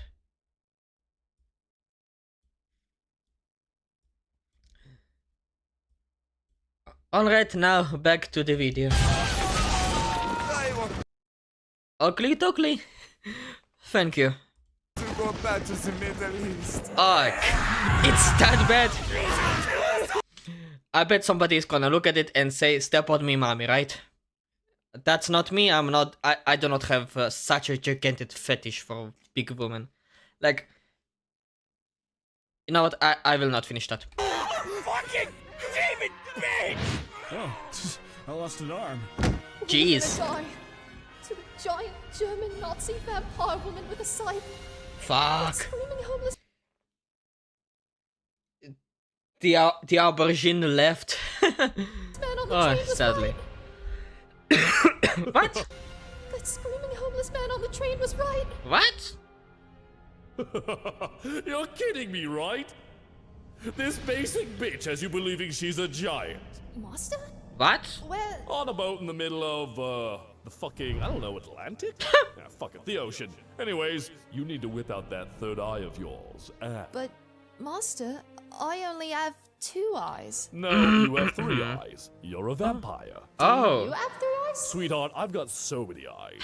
Eyes for days. Eyes for days? Eyes for days. Now, Too many. Look past your own self. How, Oh my god, go cross-eyed! Jesus! Please don't stick me in your giant vagina! Dude, what the fuck? Well, Excuse me? You're gonna suck now. Hold on. Did she? Oh, come on! Open the doors of hell for me, grandpère. What? Oh, for Christ's sake. Alright. Oh, that's a start. What? You can't touch this. What? What happened?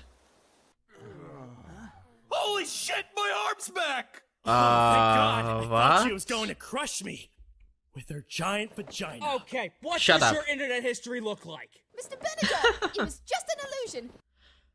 Oh! An illusion. Like push-up bras or stilettos. What? You wear a push-up bra? No. I don't wear a bra. Oh. Oh. Jesus. Oh god. We figured out the landmines! I fucking noticed! Yeah. Oh, fucking hell. Goodbye. Eat schnitzel in hell. Oh, Yeah. my apologies. What would you have said? Don't be so sour, Kraut. 99 dead balloons. Good one. You've been autobahn. Oh, that wasn't good enough. Sorry. like the autobahn. We should get a move on. Yeah, good idea. Up, I get a dicks. Now listen, ma chère. We are in the thick of it. They are getting close, and we cannot pull out now. We shall continue to hold them off as long as we can, but we need you to flank them and... This is a reach-around joke, isn't it? Bon Yeah. Dieu, I'm becoming predictable. Whatever. Listen, if the British are good at anything, it's hunting. And you are hunting the deadliest game of all. Nazi vampires. Nice. Damn it, that sounds so cool. Wait. Hold up a second. Why was she blushing? Why is police girl blushing right now? At the mentioning of Nazi vampires. You know what? Some questions must never be answered. Nazi vampires. Damn it, that used to sound so cool. But then you said so much and Nazi vampires just sound stupid. Oh, right? Maybe we'll find something else, like maybe a Nazi werewolf. No. How much worse? So much worse, yeah. Alright, we'll do Damn. it. Monsieur! Les gars à glace escort, make them pay for every inch. I can't believe I find you attractive. Jesus. Wait, what? What? So, sir, what's the over-under on us finishing this mission alive? About as good as any of us actually getting laid tonight. I don't know. Those Jesus. vampires do look kind of rapey. Holy shit, dude. Oh, who the fuck Language. am I offending? The Nazis? Yeah, good question. Whatever. Bishop Maxwell. Oh, hello there. I fell asleep waiting. You think serious? Watching London turn into a literal hellscape would keep you riveted. But once the screams died down. So, what did I miss? A lot. Well, according to the reports, America is imploding. Oh, fuck. Oh, Millennium has infiltrated them as well. No. What? Actually. Another civil war? Okay. Well, have the Papal Knights arrived yet? Actually, we were unable to conscribe them into our efforts. What? But do not worry, Bishop Maxwell. We were able to get some eager volunteers. Oh. Oh. From Italia, I am a brother Andrea Marco Francesco Luco Matteo Alejandro Lozendro Federico. Yes. Shut up. Yes, and your order. I bring with me the Pio Nobile Ordine della Rosa de Corna de Risabartinometo alla Cerrito del Seguitore dell'Issi Ersite. Shorten it, please.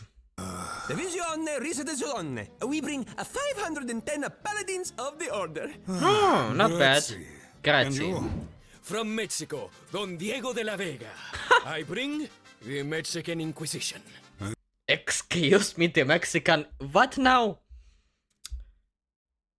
Look, if you're anything like the Spanish Inquisition, you could go fuck yourself as far as I'm concerned.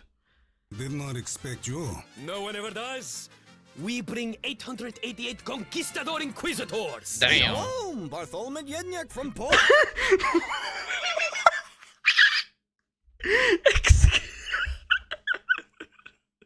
First of all, a Jewish paladin. Second of all, what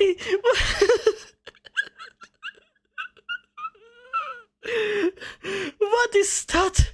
What is that golden beak am I looking at?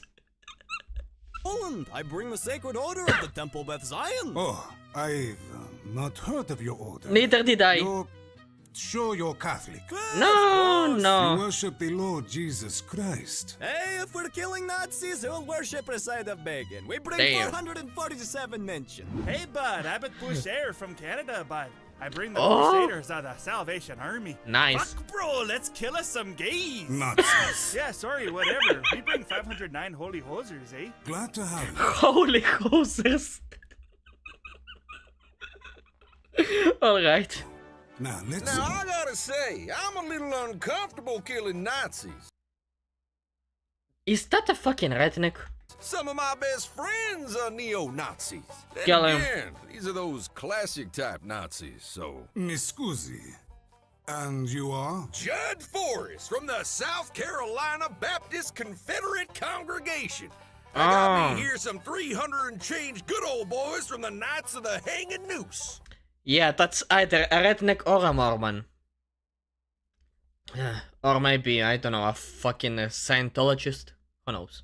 Wow, all right, okay. Thank you for swinging by. Oh, God. No worries. Hey, I noticed y'all brought some crosses to burn. If you run out, don't worry, because Jim brought more in his truck. It's nice. Really not necessary. Jim, how many more crosses we got in that truck? About a few. This Nice, is good to know. going to be a long crusade.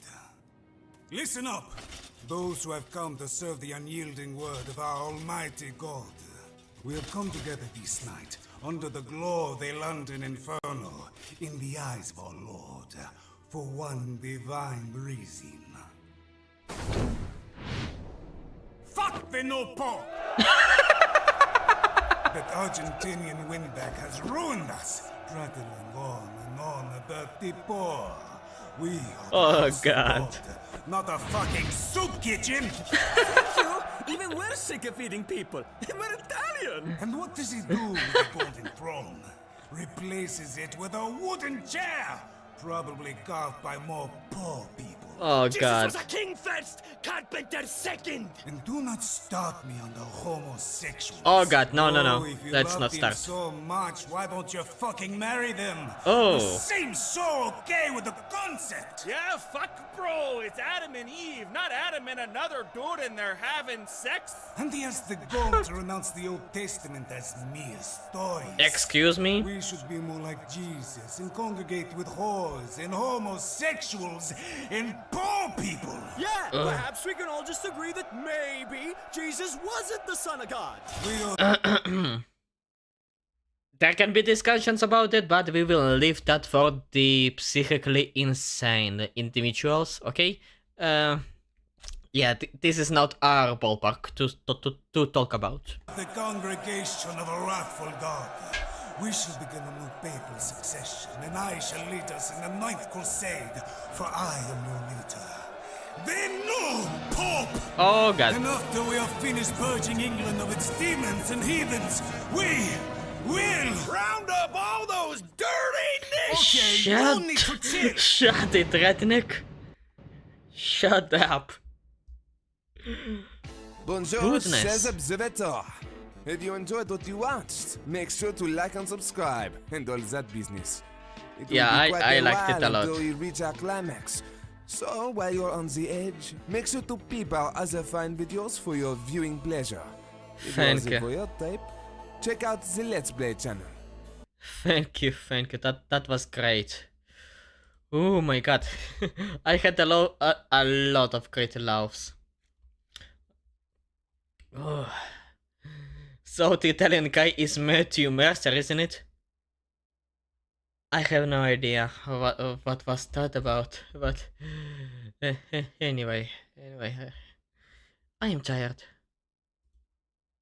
I am absolutely tired. I am just. Let me pull up another track from the kit that Gurley had provided. Jesus.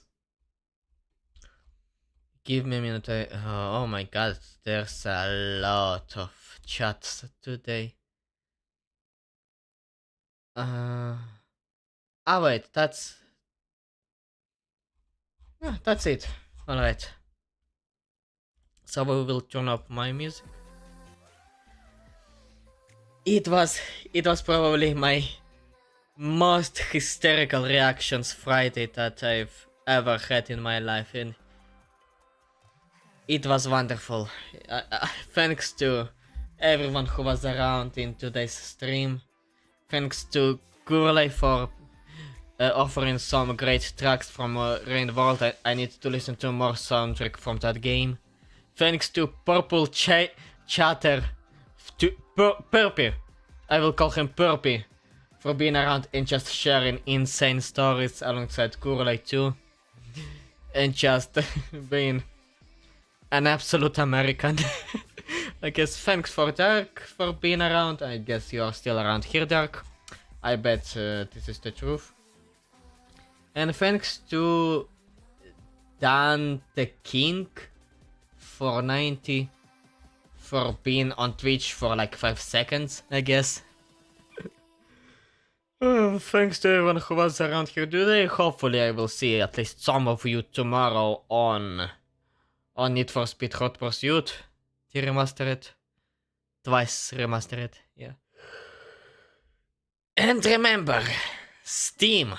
Sleep tight, especially at midnight. I definitely need to do that because it's past midnight. It's nearly 1 AM. Okay, I need to go now. Bye bye!